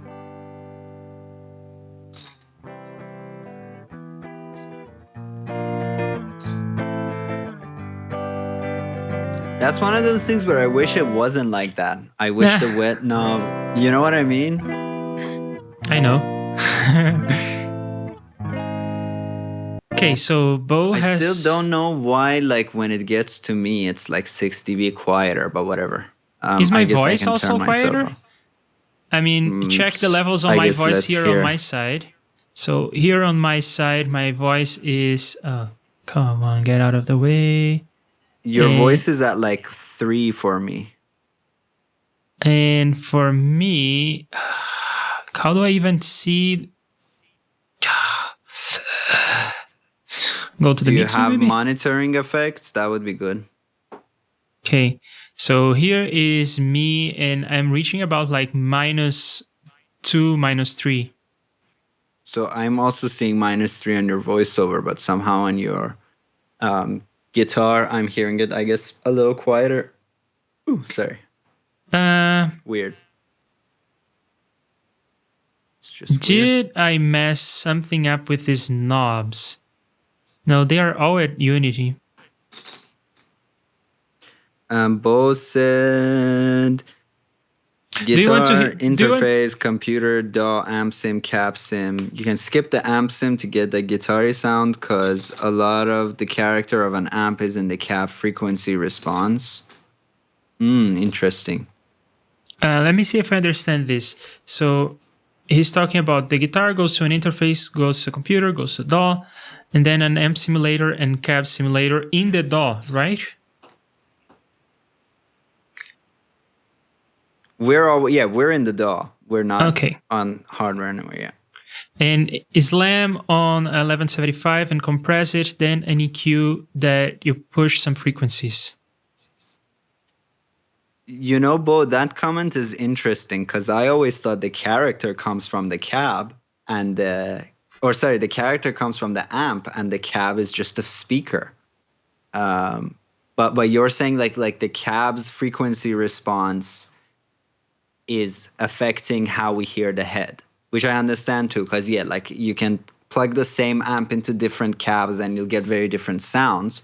But I always thought like character you dial with the amp head. Because you don't have like the cab does have a character, but we don't have control over that, right? That's just how the cab sounds. Yeah, I cannot speak intelligently about this, I am afraid. But yeah, okay, I think we have something. There is this combination that I think it's heading somewhere, but I think we still need more stuff. Let's put a post EQ. Yeah, let's put a post EQ now. Post EQ? Oh, I was thinking about like a bit of reverb or something. Oh, I would say actually, let's not put reverb yet. Reverb should be closer to the end once we like the sound. Okay, so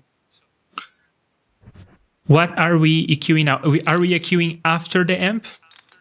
Yeah, so let's just see flat what the amp is giving us.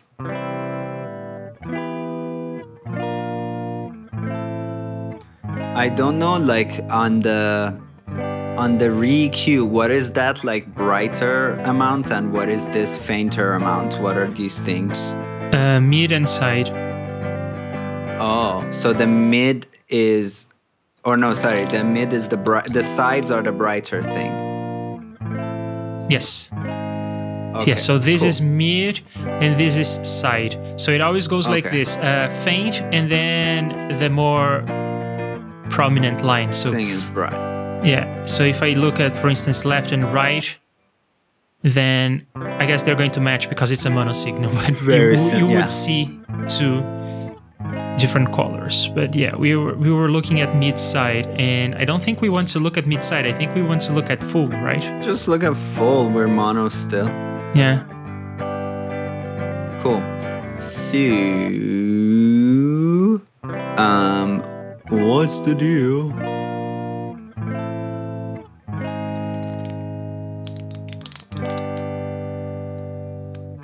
Most amps sounds very alike. The EQ section can be different, but mostly they sound very alike. Interesting.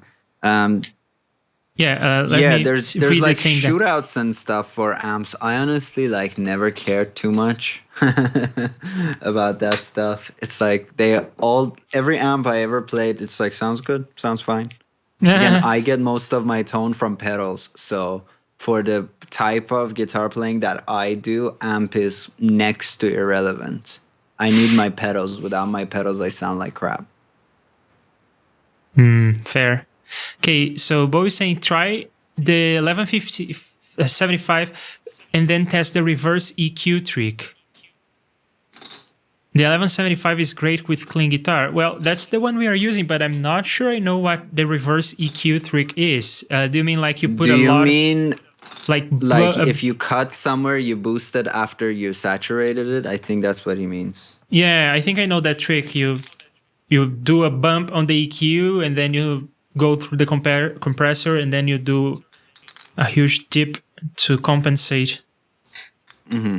So you just get the non-linearities, the distortion of the EQ. And that's a way to mimic what this is also doing for us, right? Introducing the non-linearities. Mm-hmm. Apparently. Yeah. Yeah, I don't think I'm going to go with this EQ trick. It's too advanced for me. I'm just going to go with this. Okay, let's just give it some boosts. Okay. Because, one thing that we noticed, play the guitar and let's watch this re-EQ. It definitely, you see that we have we have less high end because the cab took some of our high end away, because the cab has a certain frequency response and probably is not as capable to output like high end stuff. Yeah, I can see a difference around 5K. Mm-hmm. So how about we go to 5K and boost it? You want to boost it a little? Sure. I mean, to sort of correct for that? I don't know. Is this thing on? I cannot hear any difference. No, it is on. It's on, yeah. Let's do something aggressive.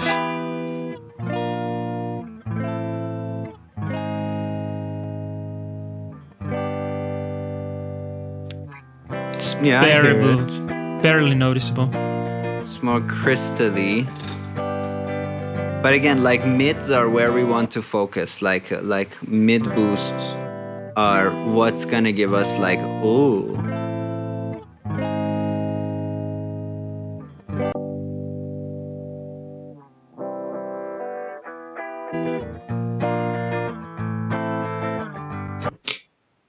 You know what? You know what? I think I agree with what's happening here. It's hard to figure the tone without the mix. You need to push the 1175s.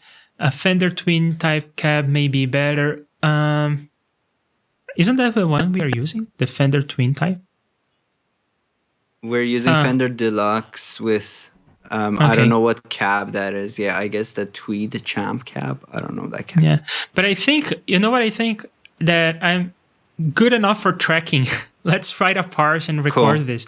So, I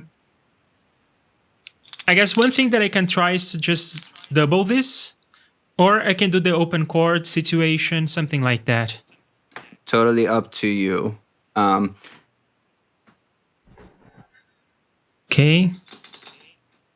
Let's do a little bit of doubling and we'll go from there. Cool. My man Bo just tagged himself. Hi, no? Buffs. Earlier, I think he said, hey, Bo, didn't he? That was funny.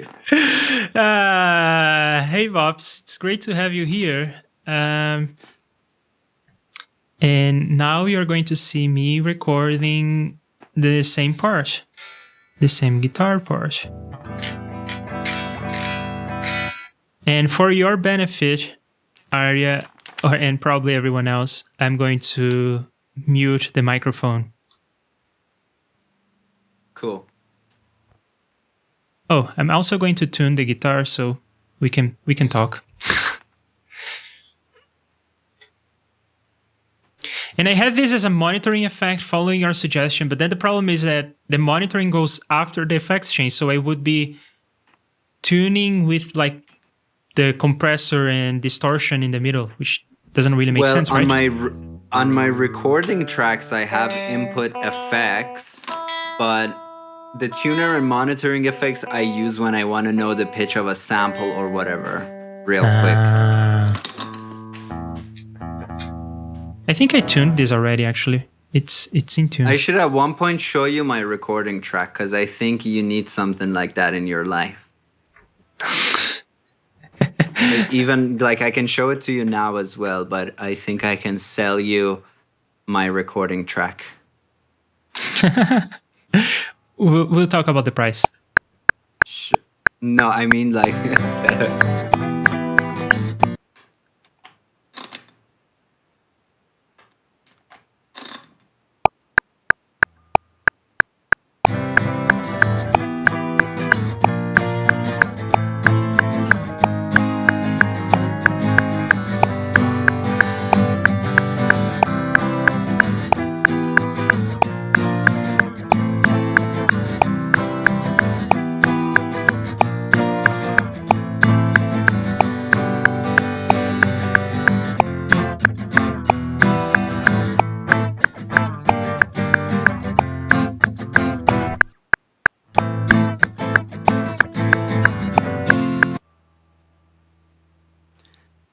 Yeah, whatever. We don't hear you.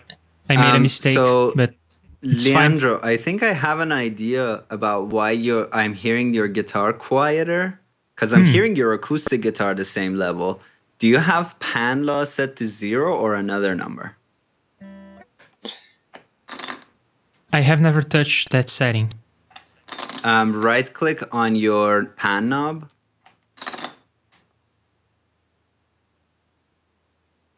That is 0. Right click on the track above. That's 0 too. Okay, so it's not that. For some reason, I'm just hearing your electric guitar very quiet. Did everybody else also hear the guitar? Like, did everybody else also just kind of hear the acoustic guitar when Leandro was recording and not much of the electric guitar? Well, maybe it is quieter.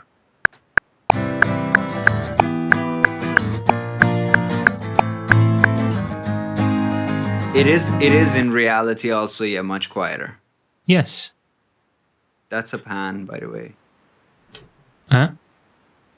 Yeah, that's the pan. I did not touch it. Oh, I thought you're gonna turn it off Because turn it no, up a little bit, yeah. I was gonna do it on the preamp. Sure. It gets a little crunchy. I thought maybe you don't like the sound when the preamp goes up a little. Fair point. Then I'm going to leave this knob for mixing later. I don't think I touched any of the knobs. No. Yeah, so I'm going to say that as part of my guitar tone, I will have a little volume boost at the end. Bo says only heard click and electric guitar. Well, this is crazy. You didn't hear the acoustic? That's insane. What's happening? What is happening? I mean, my master track is feeding to myself without latency, to Aria and to you all on the stream exactly the same. And and we don't hear the same. Isn't that something?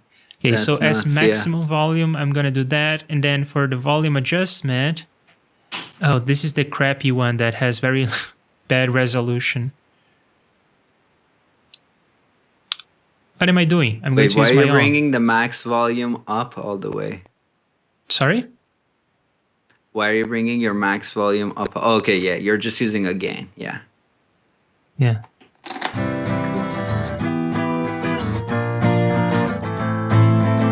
Cool.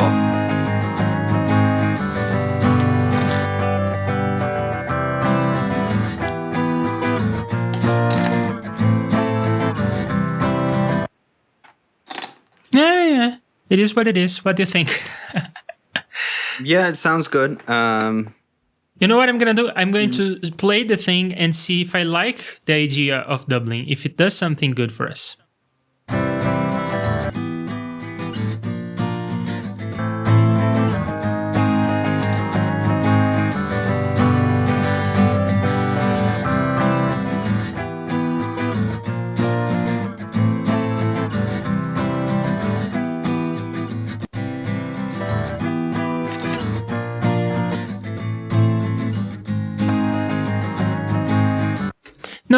No, I don't like it. You know what I think it does? I think it turns a perfectly fine acoustic guitar into a cheap one. I think that's the effect that this has. Do you want to know my opinion? Yes, I do. So I think the electric guitar always adds a really nice kind of warmth. But like one thing we can use kind of as a reference is like think about the Friends theme song, right? Ding ding ding ding ding ding ding ding ding ding. So you got the electric guitar, you got the acoustic guitar working together, but they're not playing the same thing. I think if they're playing the same thing, it's what you're saying. But I think if you have an electric guitar line that's maybe kind of emphasizing some of the notes, like it's not even like a counter melody or anything, but you're just taking a few of the notes that are in your chords and you're playing them, or you're playing a few different voicings, or you're playing them just kind of as open chords. It gives it more sustain, like it gives more warmth and sustain to your acoustic guitar sound, but it shouldn't be playing exactly the same thing. Like maybe it's just like bring, bring, or it could just be like like just the thirds, just the fifths, or it could be a different voicing kind of higher up the neck or something. So it does add something, but as a doubling device, I'm not a huge fan of it. Yes, I agree. I am not going to do that. I have a good acoustic guitar. I like the way it sounds, so...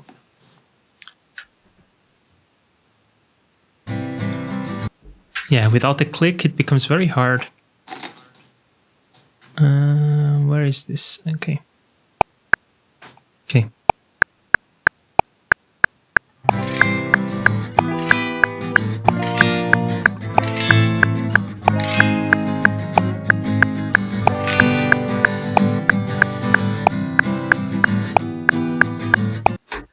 Let's see if that does anything for us.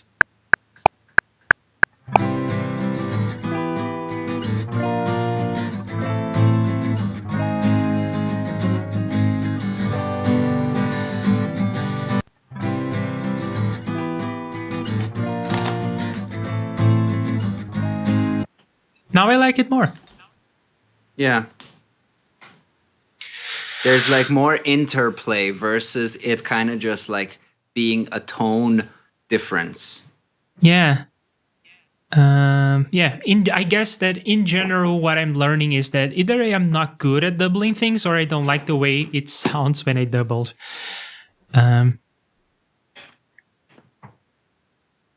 Oh, you know what I could do? I could throw the effects chain on the parent, or maybe even here, right?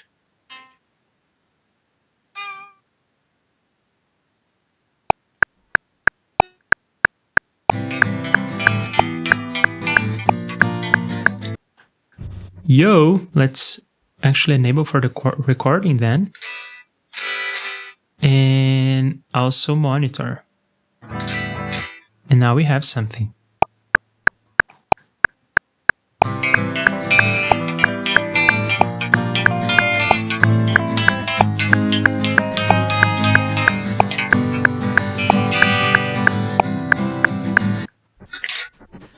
Yeah, Bo is right. Can you right click on your metronome real quick? And go run metronome. So untick the box that says run metronome during playback, and then you won't have to turn it off and on again.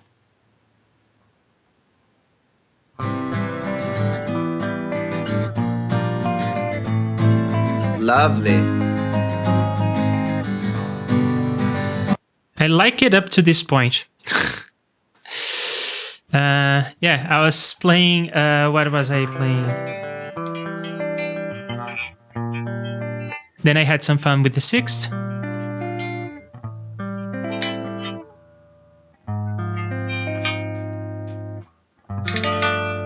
Ah, yeah, there we go. That's the part. Cool.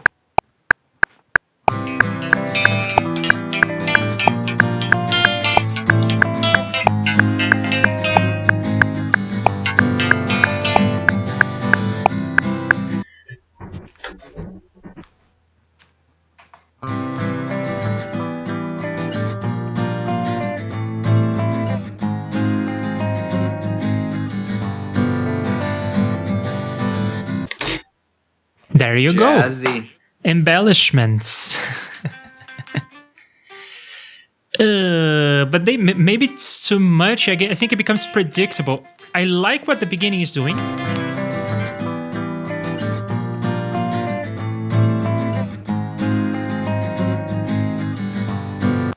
I guess I don't like the last part. You can always, for the last chords, just go to playing straight chords, straight open chords.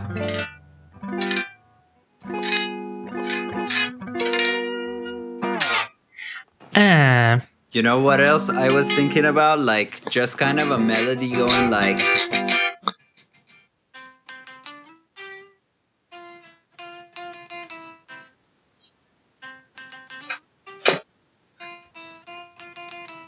something like that, you know? More or less what I sing, right? The stream is about to start. Yeah.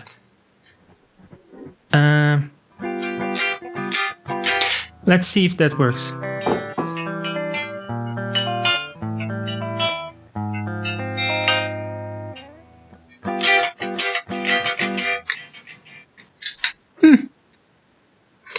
Nice.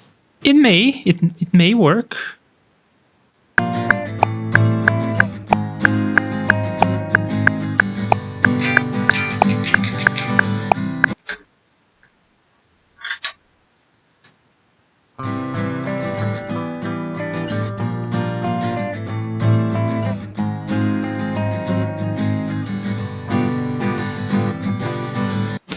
Yeah. That's lovely. I love that. That's great. Do you like this? Bob says it's a little bright. I like it. Maybe the acoustic is too bright. I don't feel the electric being too bright personally. Oh, I thought the part was too bright. That this was too bright. Oh, you could be right. Oh, yeah. Oh, okay. So you're hearing the mic. Yeah, I could be muting and unmuting myself every time I start playing, but that will get old. Yeah, it's just annoying to remember to press the button. When I record the bigger parts, I will turn it off, but not for these parts where we are just doing stuff. So, Oh, another thing that we can talk about the guitar tone is how I have my settings here. So the way that I'm running this is I have all both knobs. It's a Telecaster, so it only has two knobs, volume and tone, and I have all of them all the way up, and I'm using both pickups. So in essence, give me all the signal that you have. Just give me all. Yes. Yeah, exactly. I switch to bridge if I'm like doing tapping and stuff, and I switch to the no, sorry, I'm saying it wrong. I switch to this one when I'm tapping, and I switch to this one when I'm making weird, really low end sounds like you don't even have this pitch on your guitar. Yeah. I have one more octave on my guitar. You have more sound. Yeah, okay, so you use the bridge for, say that again, the bridge for what? Like if I'm doing tapping and stuff, I usually have it just on this one. And then if I'm doing really low endy stuff, I usually just have it on this one. But otherwise, 90% of the time on midpoint, everything turned up. And this only has volume and tone. So I always have tone all the way up, volume all the way up. Yeah, when I bought, when I was trying this one, the electric guitar, I noticed more difference in the knob, in the tone knob. In the bass guitar, I couldn't tell the difference. With the knob all the way up, all the way down, it sounded ever so slightly different, but not too much. Mm-hmm. The tones are usually a tilt, right? So when so when you go low, you're also cutting highs. When you go high, you're also cutting lows. Oh, I thought it was more like a low pass. No, it's usually a tilt. On mine, it's definitely a tilt. Cool story. Didn't know that. Cool story, bro. Exactly. So I guess we are going with this part. I really like the beginning. Cool. It's very airy.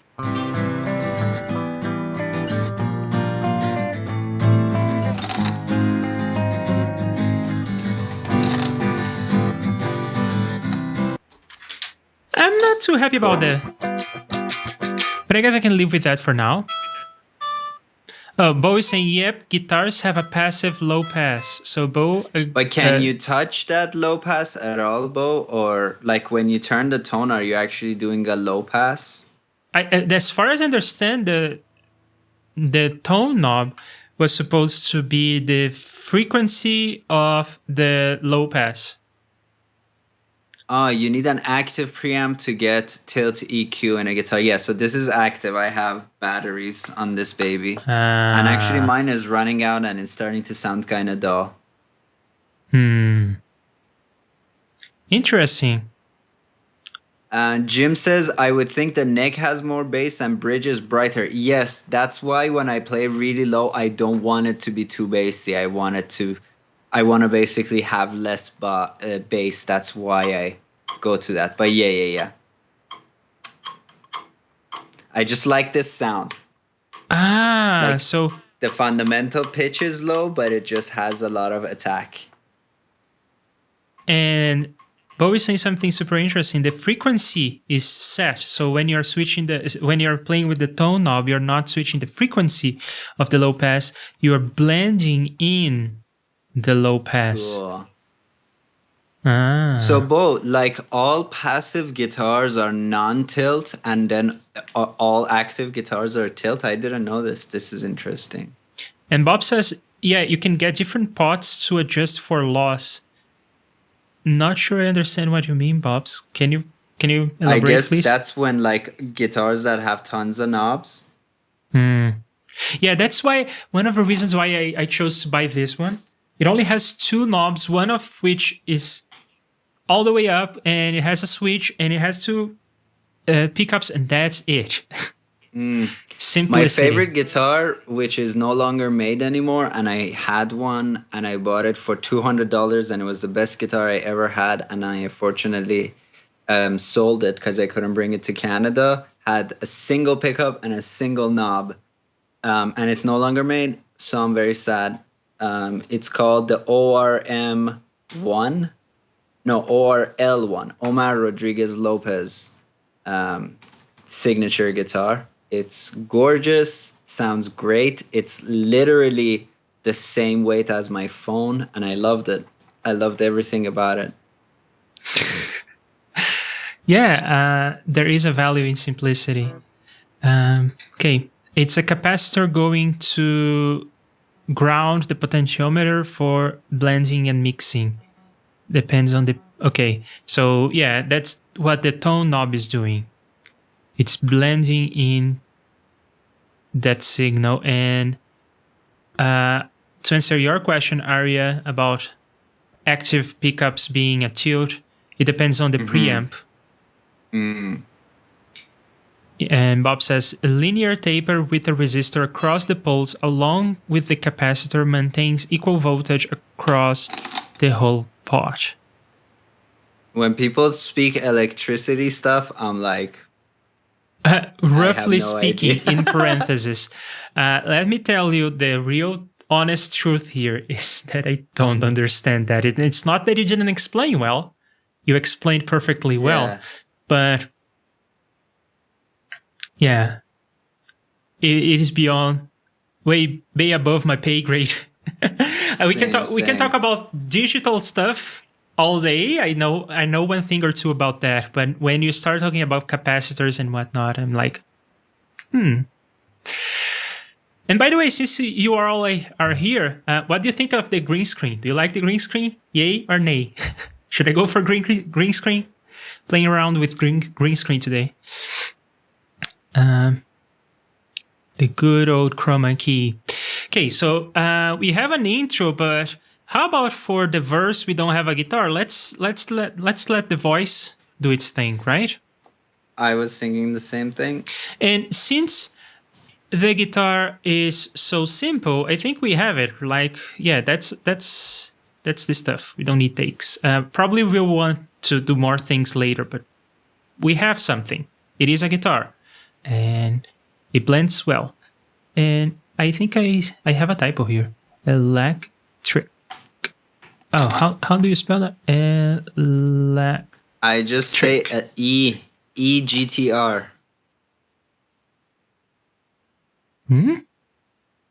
I just say EGTR. I don't bother saying the whole thing. Ah, I see. Well, okay.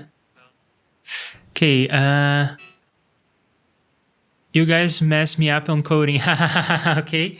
That's why we are together. Leandro does, not me. And green screen is awesome. Great. We may have more green screen in the future. Yeah. Oh, okay. So you didn't notice the green screen, but you can see that I'm floating on top of Reaper, right? And that's not something that happens every day. Even I knew that you're using green screen, and by this point I had totally forgotten about that. Yeah, I must admit, I was ashamed of putting a green screen behind me and doing this thing where I float on top of a computer screen because I thought it was too tacky. But then I said, fuck it, I'm doing it. So that's what we are doing today. Green screen, baby. Okay, so electric guitar, we have something. Let's do vocals and wrap it up. Sure.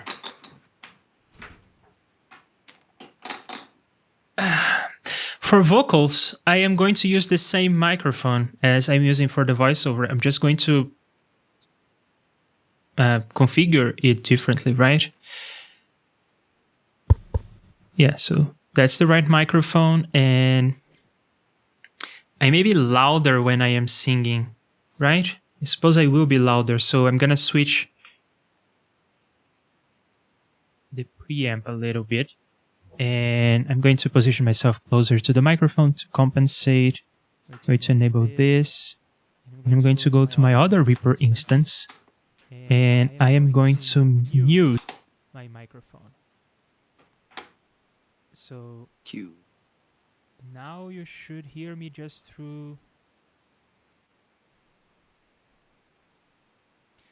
What's up? When I mute my microphone, you don't hear me through this? I was hearing you. I don't know where through. I mean, check this out. I'm going to mute my microphone. And then as my microphone is muted, and yeah, see? I still hear you. How? I don't know. Oh, okay. You said how. All right. That makes sense. I am sending this signal straight. Where is it? I'm sending which signal? This signal. I'm sending this signal straight to you and to YouTube. So that's why it doesn't show up on the meters here, right? Cool. I was expecting to see it here, but it's not gonna be here. It's gonna be there. And it's gonna be a bit quieter, but so let me say that this is my vocal, and I think it makes sense to have that way up top. And we are gonna do how many passes? How many passes do we feel Up like? to you. 2? Okay. Up to you. Up to you. Okay. So I guess I will do 2 Cool. to begin with. And am I good to go? Anything else I need to do? Set your levels with us singing instead of talking. Well, I kind of already know my level for this. It's 5 on the Zoom H5, but I can do that.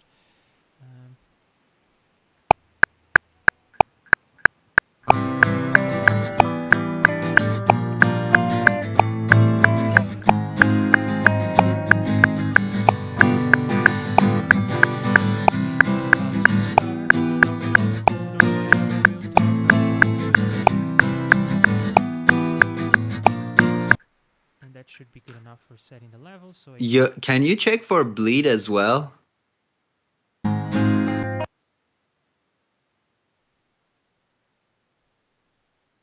Well, I'll be damned. Cool. Absolutely. Oh, now we don't hear you, Ansel. Huh? Absolutely no bleed, right? Not that I could hear. Fair. And let's hear the levels here. Stream is about to start. We'll talk about code or whatever we'll talk about today. Well, compared to the mix, you were very quiet. Or whatever we'll talk about today.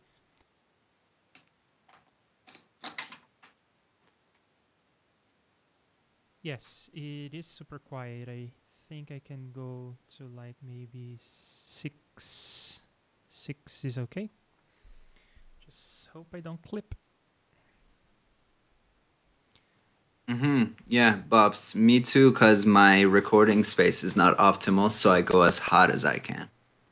The Leandro space is actually not bad. Right now, he actually is missing one mattress, but your recording space is pretty nice.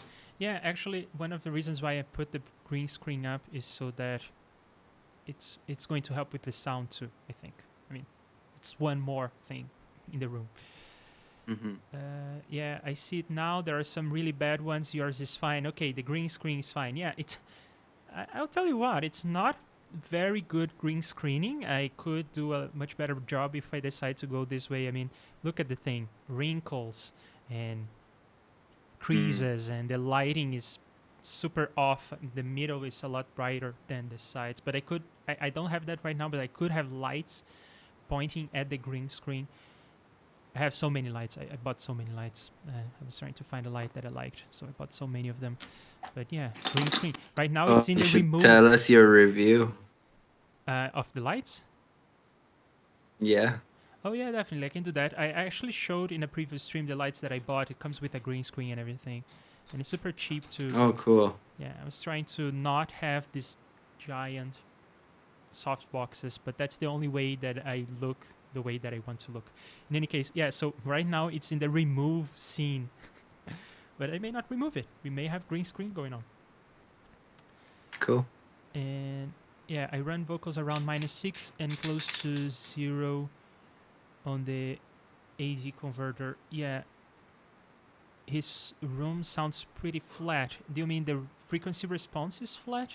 Or as in like some notes are sharp and some notes are flat. I think you. Oh, well, your room can change pitch. Yeah.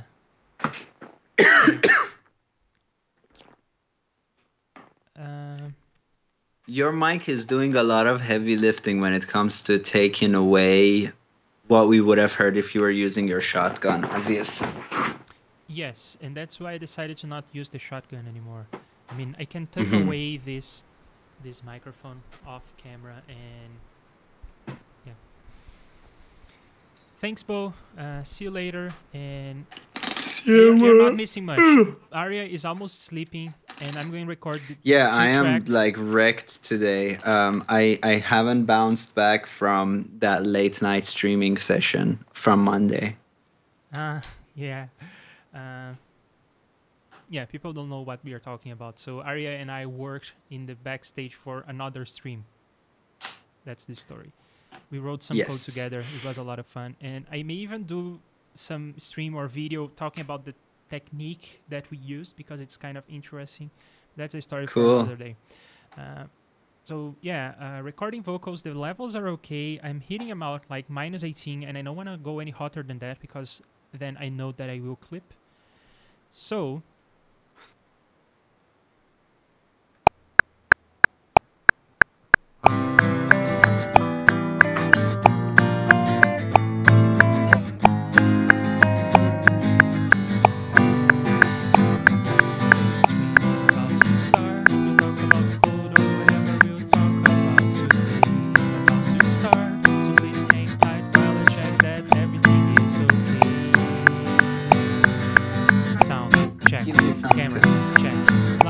check.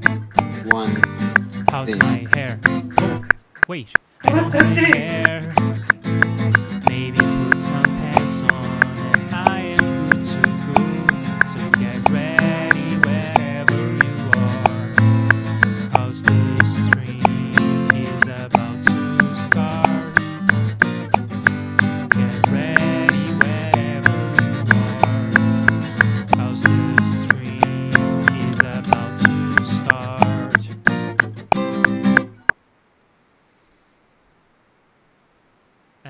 Anything I should change for the second one? Woo! Sorry, I was cards on the table. I was distracted, but I was still hearing a lot more of your guitar and not too much of your vocals. But yeah, but like if you hear yourself and you are happy with it, we can always change level later. Okay, I'm going with 7 now. It's gonna be. It may clip. We'll see. But I remember watching parts of a stream by Adam Neely, Adam and I forgot the name of the other person. They were recording an album in one day, one of those marathon things. And then the joke was Ben Levin is the name of the second person, and the joke was like someone was gonna record vocals, and then it's like, okay, time to check my email. And you just did that.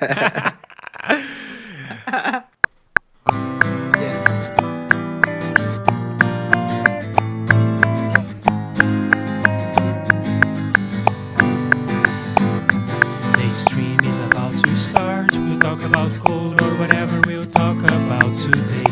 It's about to start, so please hang tight while I check that everything is okay.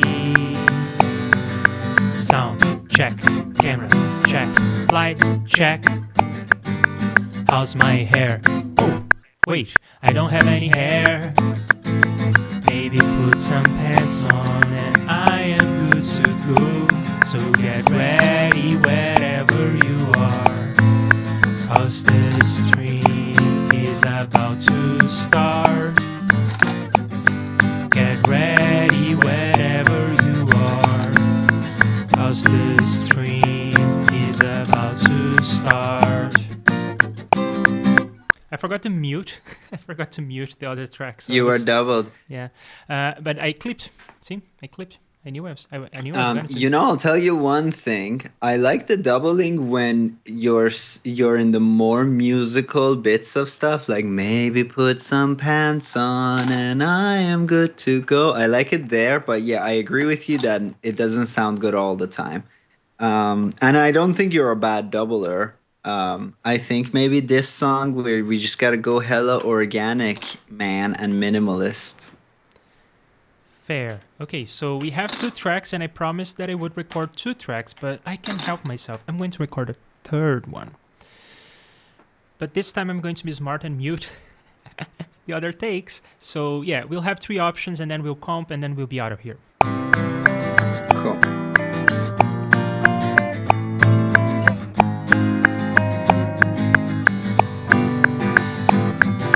Stream is about to start. We'll talk about code or whatever we'll talk about today. It's about to start, so please hang tight while I check that everything is okay.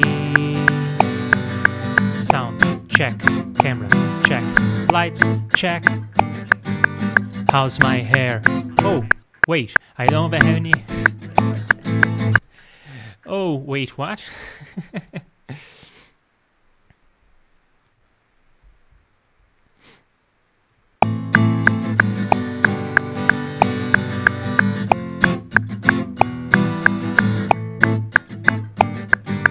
How's my hair? Oh, wait, I don't have any hair. Maybe put some pants on and I am good to go. So get ready wherever you are, 'cause the stream is about to start. Get ready wherever you are, 'cause the stream is about to start. Yeah, see, this time I was trying to be smart and sing the start, the T's that I always forget. So I guess it is good that I recorded twice. Hold on one second.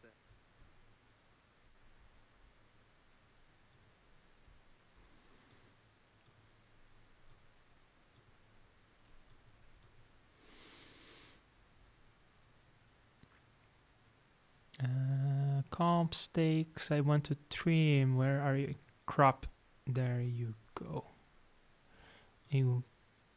This one as well, right? So can I crop this one?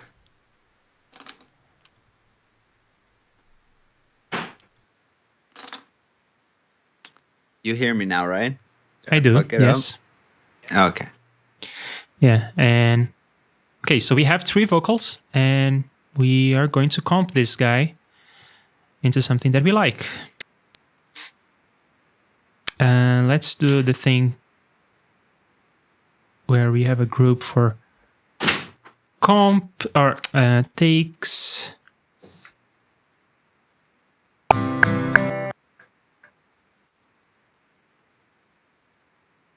And comp.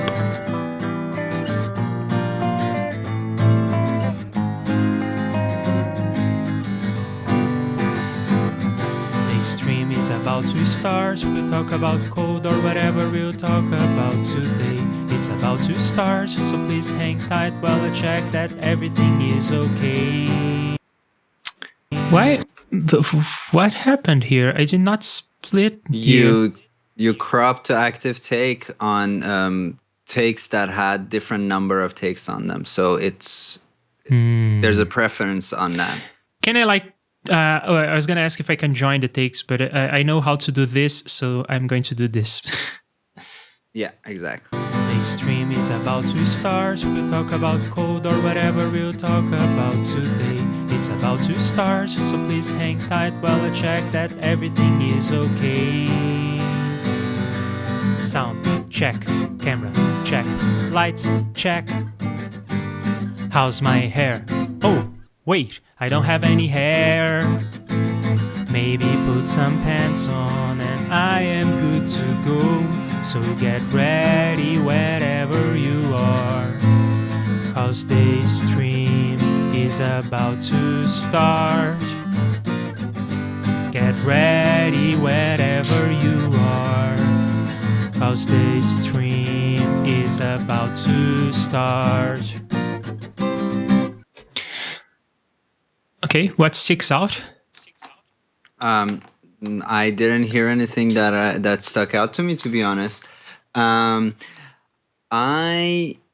don't know. Overall, I really wanna also, and I don't know if you want this or not. That's why I'm asking. Like Reaper tips, I feel like I keep feeling like, ooh, I need to give you tons of Reaper tips versus like audio production tips. You know what I mean? Because you are an educator, so you cannot help yourself when you see me doing stupid shit like.